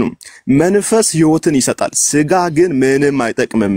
እኔ የነገርካችሁ ቃል ምንድነው? መንፈስ ነው እንጂ ኢየሱስ በዛ ቦታ እያወራ ያለው ስለሚቆረስ ስጋና ደም ሳይሆን እያወራ ያለው ስለ ሕይወት ነው ወይንም ስለ መንፈስ ነው እንጂ ስጋ ምንም አይጠቅምም ብሎ ቁጥር 3 ላይ ከላይ እሺ ቆይ ልንገር። እሺ ችግር የለውም። አሁን አንተ ያልከው የተናገረ ስለ ስጋው ነው። መጀመሪያ አንተ ያልተረዳው ነገር አንተ መጽሐፍ ቅዱስ ቀጥታ አውዱን በቀጥታ ስለምትፈተው ነው እንጂ ይሄ ትርጓሜ ያለው ዝም ብሎ አይደለም። የመጀመሪያው እንግዲህ እንደዚህ ነው የሚላቸው። በጉባኤው ዋለ ካደረ በኋላ ደቀ መዛሙርቱንም ልማድ ነውና እንዲህ አለ እንጂ አንድ ወገን ህዝቡ ናቸው። ከህዝቡ ይህን ነገር የሰሙ ብዙዎች ይህ ነገር ድንቅ ነው፣ ረቂቅ ነው አሉ ይላል። ያን ነገር ሲናገራቸው ድንቅ ነው፣ ረቂቅ ነው፣ በጣም ከበዳቸው አለ።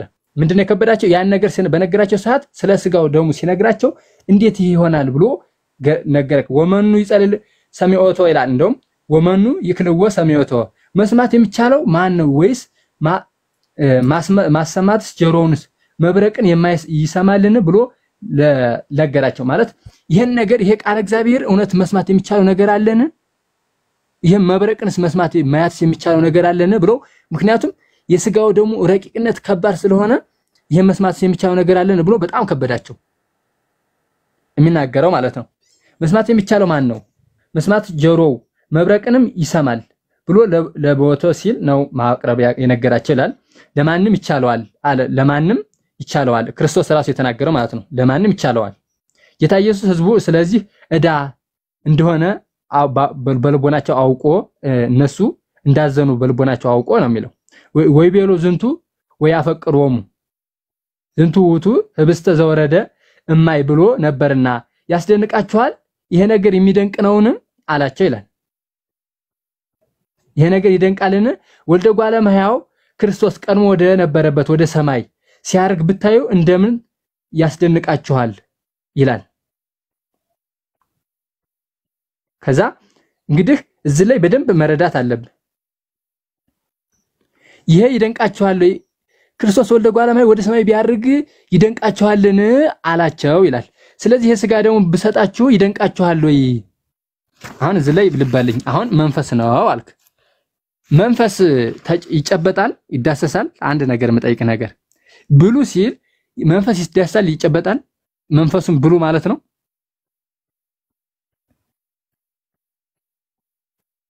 ኦኬ እሺ ኢየሱስ ክርስቶስ በዛ ለተሰበሰቡ ሰዎች ነው ምዕራፍ 5000 የሚያክል ሰዎችን መግቦ ነበር። መጀመሪያ ወደ ላይ ይወጣን ስናነብ እሺ አሁን ኢየሱስ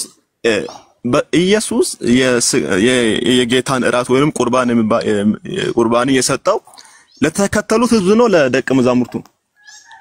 አቤት ኢየሱስ በዛ አሁን በዮሐንስ ወንጌል ምዕራፍ 6 ላይ እየተናገረ ያለው ከሰማይ ስለወረደው እንጀራ ነው አይደል? እሺ የሰው ልጅ ከሰማይ የወረደውን እንጀራ ካልበላ ወይንም ስጋውን ካልበላ ደሙን ካልጠጣ የዘላለም ሕይወት የለውም። እሺ የለውም። እና ሰዎች ግን ምን አሉ? ይሄንን ስጋውን እንዴት ልንበላ እንችላለን ነው ጥያቄው። እንዴት ልንበላ እንችላለን ሲል ኢየሱስ ምን አለ? እኔ የነገርኳችሁ ቃል መንፈስ ነው፣ ስጋ ምንም አይጠቅምም አለ። ምክንያቱም ሰዎቹ የተረዱት መረዳት ምንድነው? የኢየሱስን ኖርማል የለበሰውን ስጋ እንዲበሉ ያወራ ያለ መስሏቸው ነበር ሰዎቹ።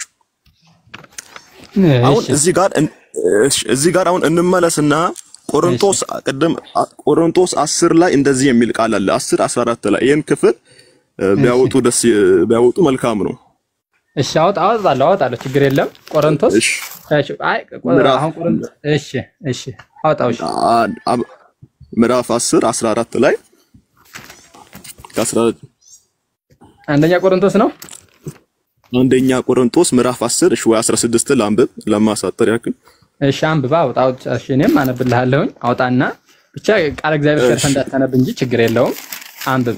10 ያሉ ሰዎች 10 ስንት ነው ያልከኝ? ሌሎቻችሁ ከስር 16 አንብብ። እሺ 16 የምንባርከው የኔ መደበኛ ትርጉም ነው።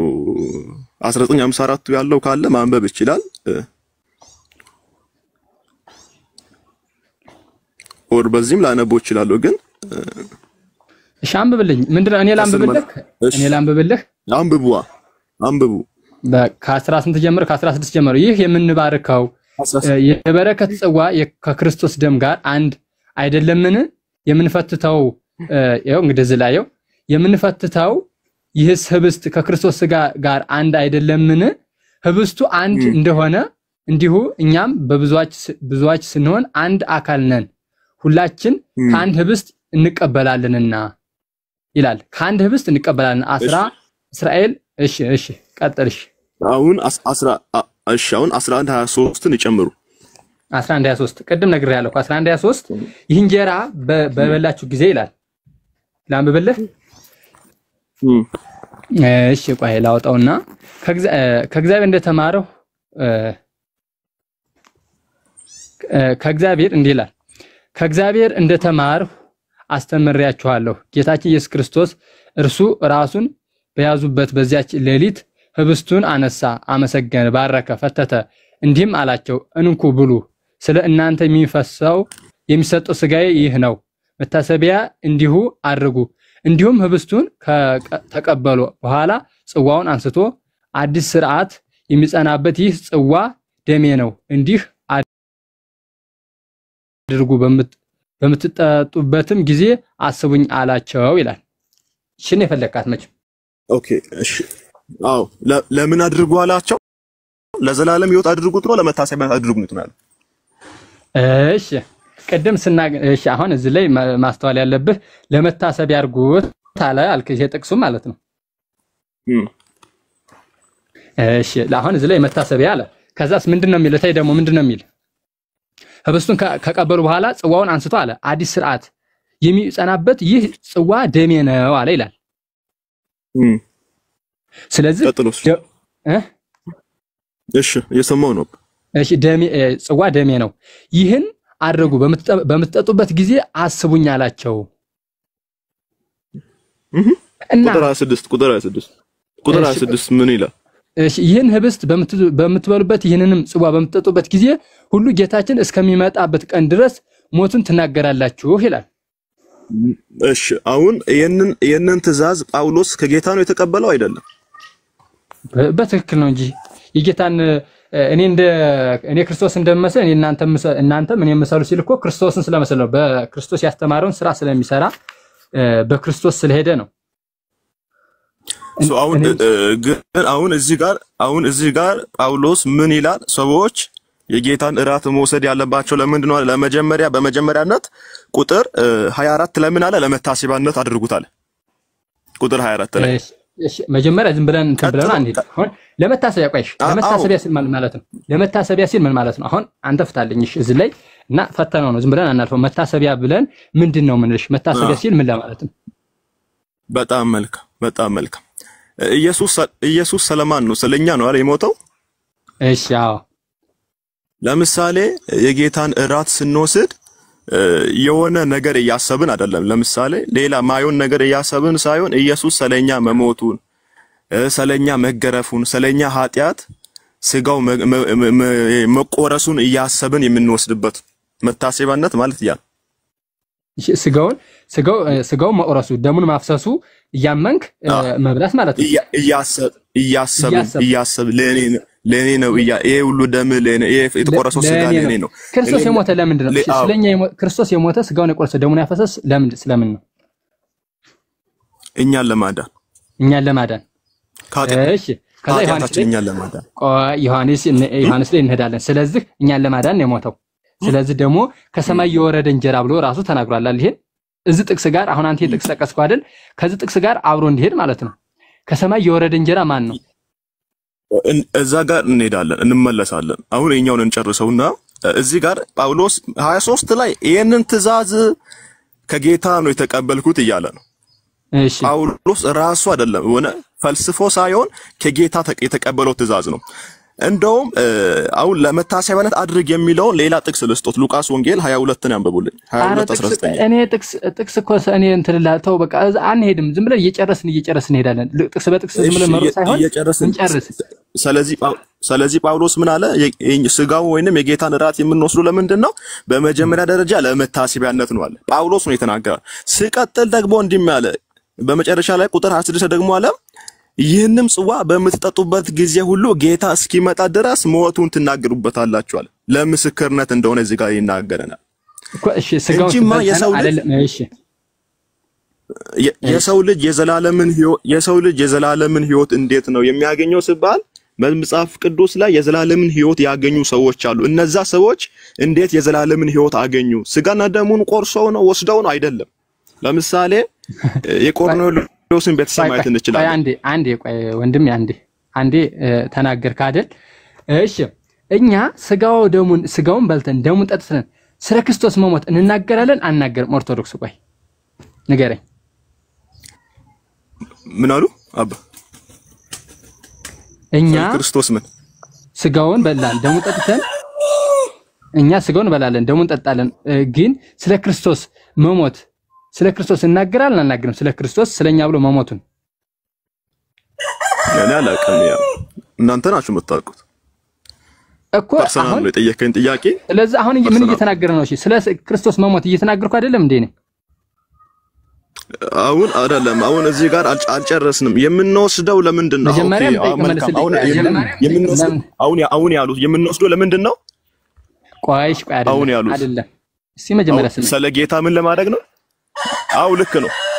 እንደዛ አይደለም። የምንወስደው ለማውራት አይደለም። ቆይሽ እኛ ለምሳሌ ኦርቶዶክሶች አልኩ፣ አንተም በራስህ በእንተመተው ስጋውን በላለን ደሙን ጠጣለን። ስጋውን ደሙን በልተን ግን ስለ ክርስቶስ መሰክራለን አንመሰክርም ነው? መልስልኝ። ከመሰከራችሁማ ትክክለኛ ነው ታዲያ። ያን አሁን አባ እዚህ ጋር እኔ እርሶን ወክዬ ማውራት አልችልም። ቢኮዝ በሰው ውስጥ ካለው ከራሱ መንፈስ በቀር ስለሰው የሚያውቅ ነገር የለም ይላል የእግዚአብሔር ቃል ሲናገር። እኔ መናገር የምችለው ማውራት የምችለው ስቲል ፕሮቴስታንትን እንኳን ወክዬ መናገር አልችልም። ስለራሴ ነው ማውራው። እኔ የጌታን እራት ስወስድ መሰክራለሁ ወይ ለራሴ እንጂ የነ ኤከለ የሌሎችን ነገር ወክዬ መናገር አልችልም ስለማላቅ ማለት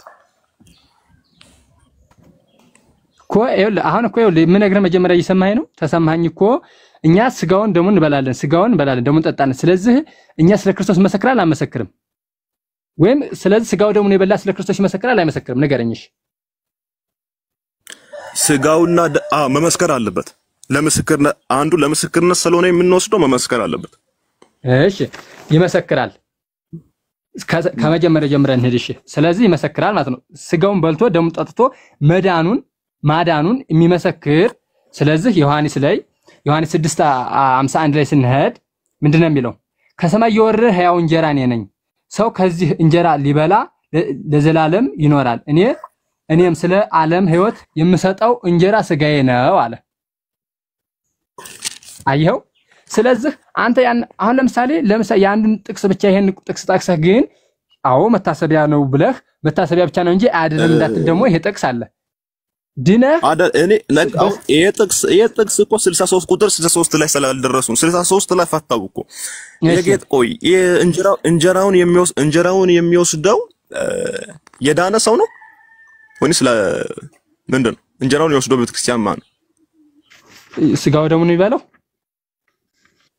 ያመነ የተጠመቀ ነው የሚባለው የዳነ ሰው ነው አዎ ማለት መዳንን የስጋው ደሙ እንደሚያድን ያወቀ ያመነ አሁን እኮ ሶስት ነገር ነው አሁን የሚድነውሽ ምን ያደረገ ሰው ነው የሚድነው ለምሳሌ ያመነ የተጠመቀ ይሄም ደግሞ ባንድ የሚበቃለም እዚህ ላይ ቆም ይባል ነገር አለም ስጋውን የበላ ደሙን የጠጣ ከዛም ደግሞ ምን ይቀጥላል መልካም ስራ የሰራ ማለት ነው እሺ እስከ መጨረሻ ይጸና እሺ አሁን ማርቆስ 16 ጋር አይጋጭም እሺ ማርቆስ 16 ምንድነው የሚለው ማርቆስ 16 እንደዚህ ይላል ያመነ የተጠመቀ ይድናል ማርቆስ 16 ያመነ የተጠመቀ ይድናል ነው የሚለው ጥምቀቱ ላይ ማለት ነው ያመነ የተጠመቀ ይድናል ነው የሚለው ማርቆስ 16 ላይ ማርቆስ 16 ላይ ማለት ነው እሺ አሁን አንድ ሰው አምኖ ተጠምቆ የጌታን እራት ባይወስድ አይድንም ለምን ይኸውልህ አሁን ለምሳሌ አንተ እኮ የምትለው ምን መሰለህ ስጋውን ሳይበላ ደሙ ሳይጠጣ እንዴት ይድናል መጀመሪያ በማመኑ ድነት ያገኛል ምክንያቱም ድነቱም ደግሞ ለምሳሌ የዳን ነው እኛ ዳን የምንለው ለምሳሌ ዳን የምንለው አንደኛ ከቀድሞ ጥንት አብሶ ከአዳም ከመጣብን በደል በአዳም ምክንያት ከዘላለም ሰው የማይፍቀው ከዘላለም ጨለማ ክርስቶስ ራሱ ሞቶ አዳነን ያንን አዳነን ብለን ስናገር ያን ተናገር ማለት ግን ስለዚህ በዛ አንዴ ስለዳን ለዘላለም ሌላ ነገር አያስፈልገን ማለት አይደለም ማለት የኔ ጥያቄ አንድ ሰው የጌታን ራስ እንደዛማ ከሆነ እሺ ልንገር እንደዛማ ተሆነ ስጋዬን ያልበላ ደሜን ያልጠጣ የዘላለም ሕይወት የለውም ባላለ ነበር ስለዚህ ስጋው ደግሞ ማያድን ማለት እሺ መልካም የኔ ጥያቄ አንድ ሰው የጌታን ስጋና እራት ሳይወስድ ቢያምን ይድናል አይደለም በማመኑ ብቻ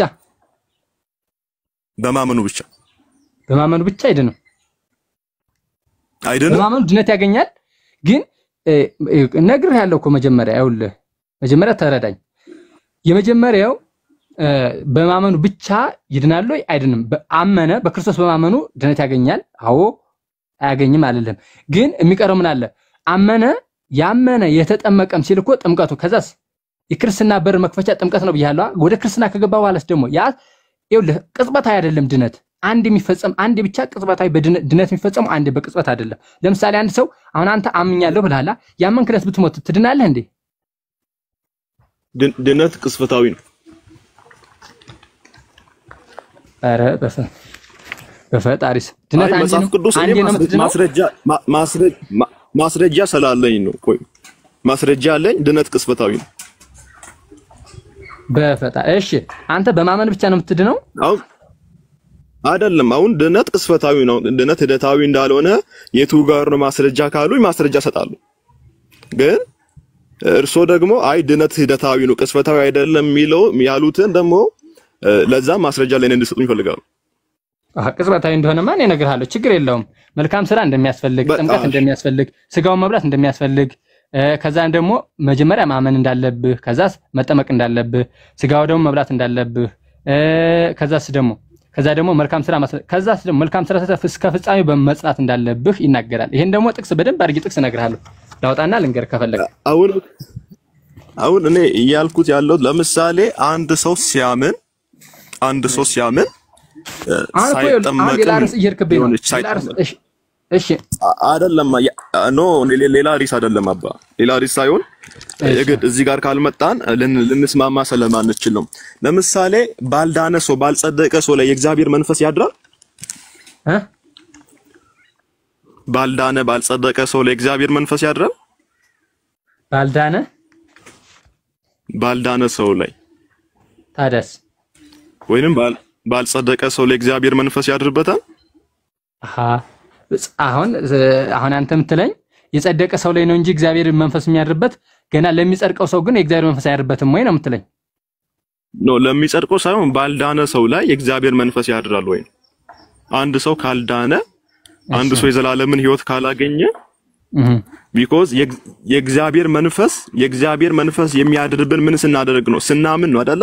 ዮሐንስ ወንጌል እንደምናገረው የሰው ልጅ ሲያምን የሰው ልጅ ሲድን የእግዚአብሔር መንፈስ እንደሚያድርበት የእግዚአብሔር ቃል ይናገራል። እሺ ልንገርሽ አንድ ነገር ልንገርሽ። አሁን አንተ ጸድቅ ያለው ብለህ በሙሉ ድፍረት ትናገራለህ? በጣም ጸድቅ ያለው ምን ስላደረክ ነው ጸድቅ ያለው? ምን ስላደረክ ነው ጸድቅ ያለው ትናገር? ሮሜ ምዕራፍ 5 ሮሜ አውቃለሁ። ተው እሺ ምን ስላደረክ ነው አሁን አንተ ጸድቅ ሮሜ ላይ አትል። ቆይ አንተ በራስህ እሺ አምኜ ብዬ ጸድቅ ያለው በቃ አንዴ ስላመንኩኝ ጸድቅ ያለው ብለህ ታምናለህ? በማመንህ ጸድቅ ያለው ብለህ ትረጋግጣለህ? አሁን ብትሞት ቀጣ መገነት ነው የምትገባው? በትክክል አይዋ በትክክል ለነፍሴ ምስክር አለ። ስለዚህ ይኸውልህ መጀመሪያ ይሄን አለማወቅህ ነው። በቃ አይደለም እንዴት ልትል ቻልክ ነው ጥያቄ ሊሆን የሚገባው። እንዴት ጸድቅ ያለው ልትል ቻልክ?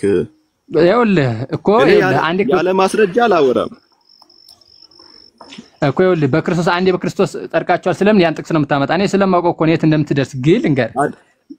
አይደለም በክርስቶስ ጸድቃቸዋል የሚለውንም አይደለም እሱም አለ፣ ግን እሱ ሊያወጣ አይደለም። አሁን ሌላም ጥቅስ አለ። እሺ ሌላም ጥቅስ አለ። ሮሜ ምዕራፍ 5 ቁጥር 1 እንደዚህ ይላል፣ እንግዲህ በእምነት ስለጸደቅን ይላል። እሺ ጨርሰው እንጂ ጨረስኩት እኮ። አይ ሁሉን ማውጣና ታላይም ከላይም የሚቀርም አለ። ጨረሱ አባ ሁሉንም አንብቡ። ሁሉንም እንኳን ሙሉ ምዕራፉን እሺ በክርስቶስ አይ እንግዳስ ልንገር ደግሞ ያዕቆብ ላይ እንሄዳለን። እንደዚህ ለአንተ ለምታነሳው ጥያቄ ግን ይላል ልንገር ያዕቆብ ላይ ሄድ። ያዕቆብ 2:17 ሄድ። አይደለም እምነት ያለ ስራ የሞተች ናት። አንተ እኮ በእምነት እያልክ ነው። ያዕቆብ 2:17 ሄድ። የሞተች እንደሆነች ይናገራል መጀመሪያ። እሺ እሱንማ ይናገራል እኮ። እሺ አንተ በእምነት አይደለም በእምነት ድኛለሁ አልክ አይደል? አንተ በእምነት ብቻ ድኛለሁ ስትል እምነት ያለ ስራ ደግሞ የሞተች ናት አለ ያዕቆብ። ስለዚህ ያ እምነት ያለ ስራ ከሞተች እኔ አይደለም መጽሐፉ እኮ ነው ጸድቀሃል አለኝ። ምን ላድርግሽ? እሺ ይሄስ ያዕቆብ እምነት ያለ ስራ የሞተች ናት አለ። ማቴዎስ ላይም እንደዛው ይናገራል ደግሞ ያ እሺ ምን ማለት ነው? ያሺ መልካም። አሁን ያዕቆብ 2 ከቁጥር 1 ነው መጀመሪያ ያለብን። እዛ ጋር እያወራ እያለው በሰው ፊት ያለውን መዳን ያዕቆብ ምዕራፍ 2 እንደውም አንብበው ከሆነ ቁጥር 1 ላይ ምን ይላል? በሰው ፊት ስላለን ነገር ነው። በሰው ፊት ስላለ በእግዚአብሔር ፊት እንዴት ነው የሚጸደቀው? በእግዚአብሔር ፊት የሚጸደቀውማ በእምነት ነው። ያዕቆብ ራሱ ይሄንን እኮ ሐዋርያ ሥራ ምዕራፍ 15 ላይ ራሱ ያዕቆብ ይሄንን መልእክት የጻፈው ያዕቆብ ራሱ በሐዋርያት ሥራ ምዕራፍ 15 ላይ በስራ እንደማይዳን ይናገራል። ግን ያዕቆብ ምዕራፍ 2 ቁጥር በስራ ማይዳን አንብብልኝ። በስራ ማይዳን የሚለው የየቱን ድነት ነው? ቆይ ንገረኝ። አሁን ዝም ብለን እንትን አትበል፣ ሌላ ቦታ ሳትሄድ። በስራ አይዳንም ያለው የቱን ነው? ከቀድሞ ጀምሮ ከአዳም የመጣብን የፍዳ በስራችን ነው እንደዳን ነው? በራሱ በክርስቶስ ራሱ ባደረገልን ነው እንጂ በእኛ ስራ እንደዳን ነው? አንድ ጥያቄ ልጠይቅ። እኛ በራሳችን ባደረግነው ስራ ነው የዳን ነው? በክርስቶስ በራሱ በሰጠን ጸጋ በራሱ ቸርነት ነው የዳን ነው? እኔ ምን አልኩት? አይ አይደለም ይኸውልህ ከዘላለም ሞት የዳንበትንና አሁን ስራ ያስፈልግም ስራ እንደማያድን ስላልክ ብዬ ነው ስራ አሁን አያስፈልገንም እንጂ ስለዚህ ስራ አሁን አያስፈልገንም ያ በስራ አይደለም የምትድኑት በስራ እንደማያድን ተናግሯል አልከኝ ስለዚህ ያለው የትኛውን አነጋገር ነው አሁን ስራ ያድንም ያለው በስራችን እንዳልዳን ለምሳሌ ከአዳም እስከ ክርስቶስ ያለው በስራቸው አልዳኑ ነው ጽድቃችን እንደመርገም ልብስ ተቆጠረ ይያሉ ስራቸው በስራቸው እንዳልዳኑ ይናገራል በስራቸው እንኳን ጥሩ ስራ ሰርተው እንኳን የት ነው የሚቀበሉት ሲኦል ነው ሲኦል ሆነው የእግዚአብሔር ክላል ቢሸፍናቸው እንኳን ሲኦል ውስጥ ነበሩ ስለዚህ ነው ጽድቃችን እንደመርገም ልብስ ተቆጠረ ብለው የተናገሩት ለዚህ ነው ስለዚህ ያልዳኑት በስራቸው የትኛው ነው ያሁኑን ነው ወይስ ከኦሪት እስከ ክርስቶስ ከአዳም እስከ ክርስቶስ ያለው ነው ኦኬ ከአዳም እስከ ክርስቶስ ነው የሚላል እንዴ ከአዳም እስከ ክርስቶስ ያሉት በስራቸው አይድኑም የሚል አለ ቆይ እኔ እየጠየቅኩ እኮ ነው አንተ እኔ ስጠይቅ መልስ ጥያቄ አለ የምትለው እኔ እኮ ለሚሉት ነገር ከነ ማስረጃ ስለምፈልግ እኮ ነው አሁን ከአዳም እስከ ክርስቶስ ያሉት በስራ አይድኑም አሉ ይሄ የቱ ጋር ነው የተጻፈው ከአዳም እስከ ክርስቶስ ያሉት እሺ ከአዳም እስከ ክርስቶስ በስራቸው ነው እንደዳኑት ለምሳሌ ከአዳም እስከ ክርስቶስ ያሉት አይደለም ቆይ ልጠይቅሽ ከአዳም እስከ ክርስቶስ ያሉት መጥፎም የሰራው ጥሩም የሰራው በእግዚአብሔር በከፈለው ዋጋ ሁሉም ከሲኦል ወጣል ስለዚህ በስራቸው ነው የዳኑት እኔ ምንም አላልኩም እኮ በስራቸው ነው የዳኑት ነው ክርስቶስ በከፈለው ዋጋ ነው የዳኑት በእነሱ ስራ ነው የዳኑት በክርስቶስ አሁን እኔ ምንም አላልኩም እኮ እኔ እዚህ ጋር እሱ ያሉትን ነገር ጠየቁ እንጂ እንደዛ ነው የዳኑት አላልኩም እሺ አሁን እዚህ ጋር እኔ አሁን እዚህ ጋር ሮሜ 4 ላይ እንደዚህ ቆይ ወደዛ እንሂድ መጀመሪያ ከአዳም እስከ ክርስቶስ ያሉት በራሳቸው ስራ ነው የቀደሙት በክርስቶስ ነው የዳኑት ቆይ ንገረኝ ዝም ብለህ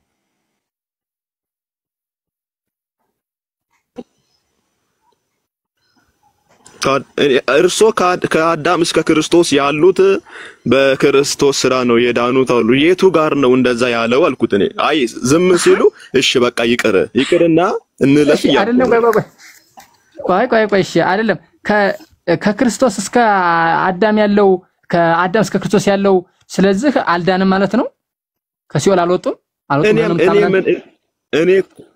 እኔ እኮ አላልኩትም እርሶ ተናገሩና ለዛ ነገር ማስረጃ ካለ አልኩት ላምብብ ከአዳም እስከ ክርስቶስ ያሉት በክርስቶስ ስራ ነው የዳኑት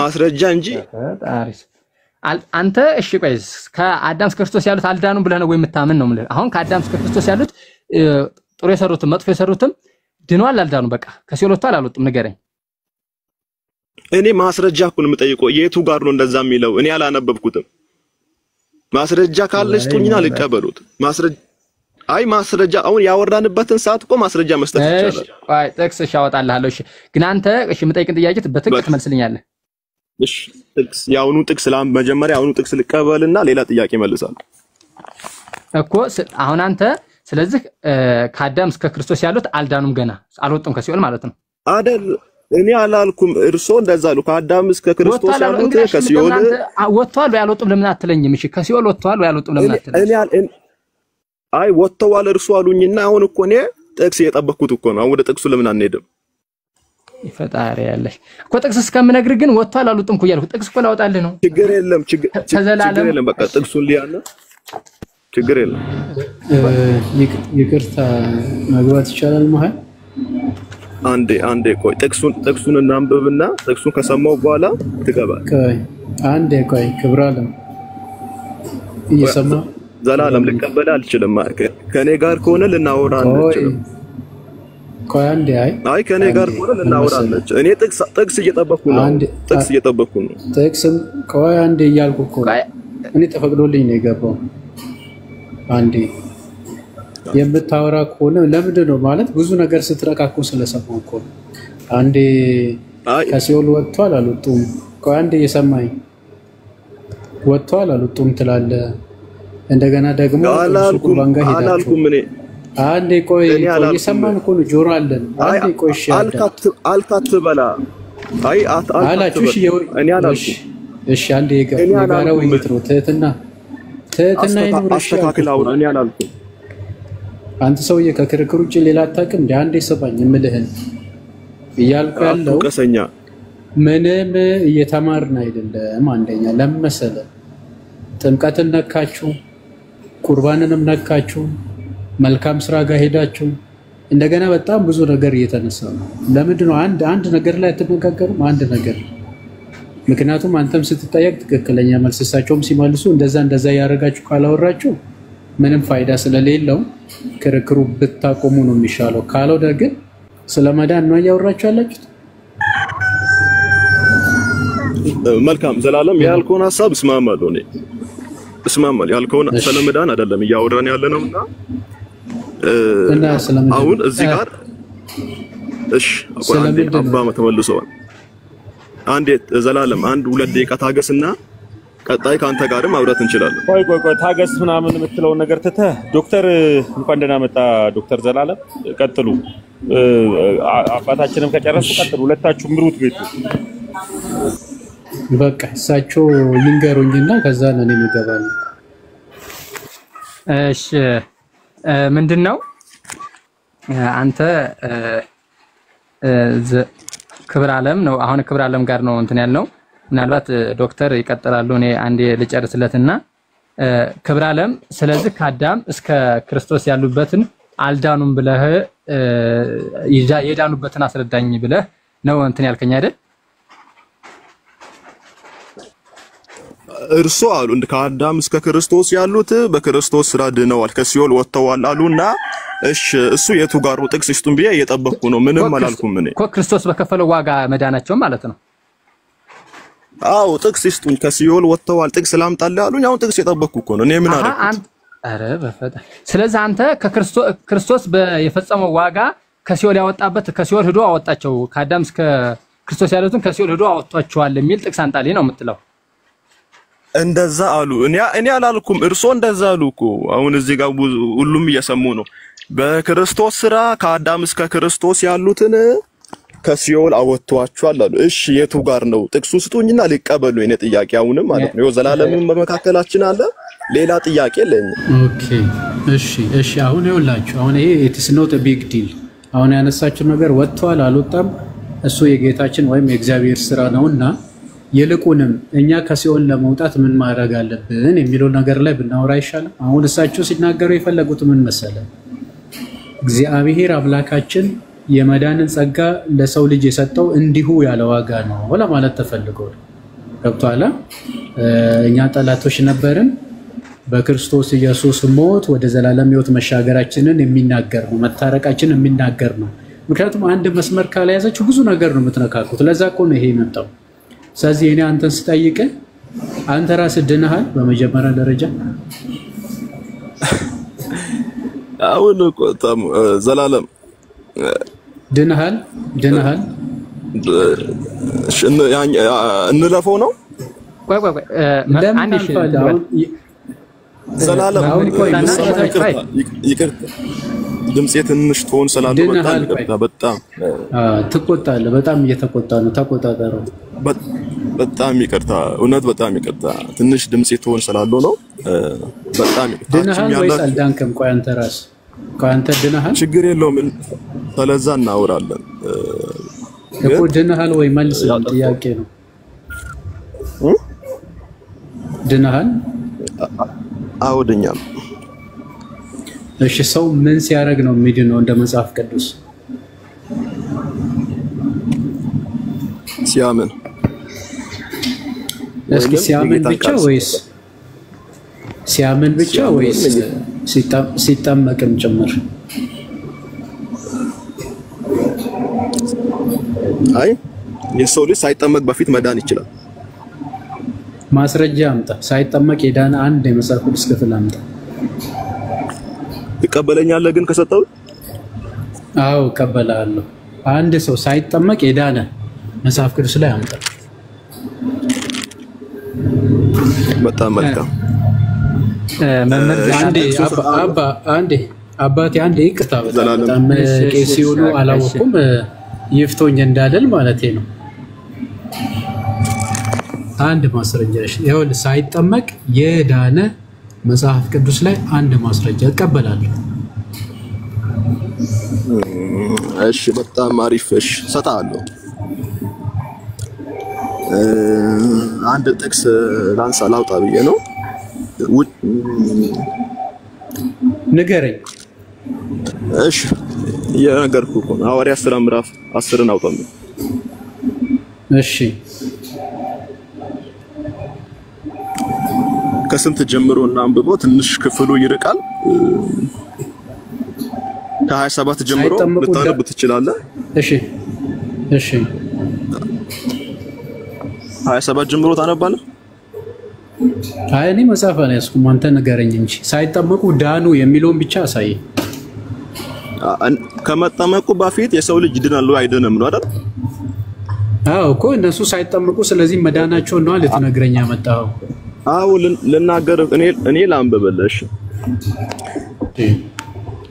ከ34 ጀምሬ ላንብብልህ። ጴጥሮስ እንዲህ ሲል መናገር ጀመረ። እግዚአብሔር እሺ ቀጥል። እንዳላስረዝምብህ ከፈለክ ሐሳቡን ብቻ ላብራልህ። ኦኬ እንድታስረዝም አልፈልግም። እውነት ነው። ጴጥሮስ ገና መናገር በጀመረ ጊዜ መንፈስ ቅዱስ ወረደላቸው አይደለም የምትለኝ? በቃ ቁጥር 44 ላይ ጴጥሮስ ይህንን እየተናገረ ሳለ ቃሉን በሰሙት ሁሉ ላይ መንፈስ ቅዱስ ወረደባቸው ይላል። ከጴጥሮስ ጋር የመጡት ከተገረዙት ወገን የሆኑት ልጨርስ አንዴ። ከጴጥሮስ ጋር የመጡት ልቀጥል? አዎ ቀጥል።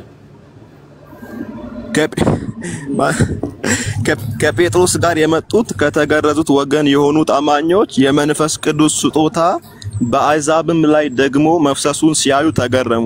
ይኸውም በልሳን ሲናገሩና እግዚአብሔርን ሲያመሰግኑ ስለሰሟቸው ነው። አንድ ሰው ሳይድን መንፈስ ቅዱስ ወረደበታል? ቆይ አልጨረስኩም እኮ አንድ ጥያቄ። አይ ገብቶኛል እጠይቅሃለሁ። አንድ ጥያቄ ትክክል። አሁን ስላላመጣ ነው መንፈስ ቅዱስ ማን ነው ሳይጠመቁ ዳኑ የሚለውን ስላላመጣ ነው። የጌታችን የኢየሱስ ክርስቶስ ደም መፍሰስ፣ ስጋው መቆረስ ሰዎች ልሳን እንዲናገሩ ነው ወይስ ከኃጢአታቸው እንዲታጠቡ ነው?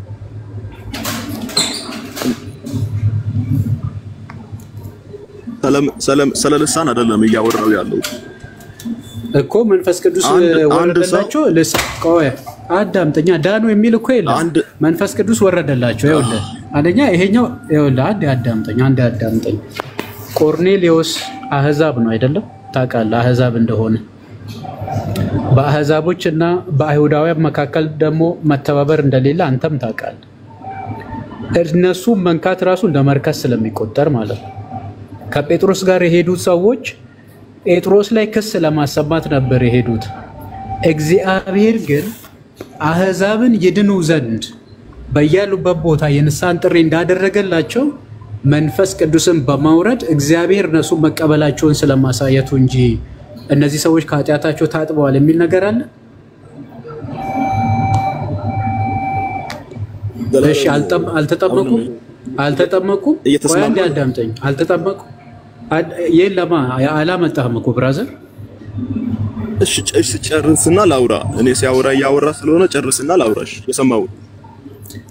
እሺ ያው የኔ ድምጽ በኢርፎን ስለሆነ ግልጽ ከሆነልህ ማለት ነው። እነዚህ ሰዎች እግዚአብሔር እነሱ ስለመቀበል ጴጥሮስ ምን አለ መሰለ? ለምዶ ከነሱ ጋር የምትሄደው ስሉት እግዚአብሔር የተቀበላቸውን እኔ እከለክል ዘንድ ማነኝ ነው አይደለም ያለው? እግዚአብሔር እነሱ ስለመቀበላቸው እንጂ ከኃጢአታቸው ስለመታጠባቸው እዛ ጋር ተመዝግቧል። ኦኬ እሺ ሁለታውን እዚህ ጋር አንድ ጥያቄ ይጀባለሁ። አሁን የኔ አንድ ሰው ሳይድን መንፈስ ቅዱስ ሳያምን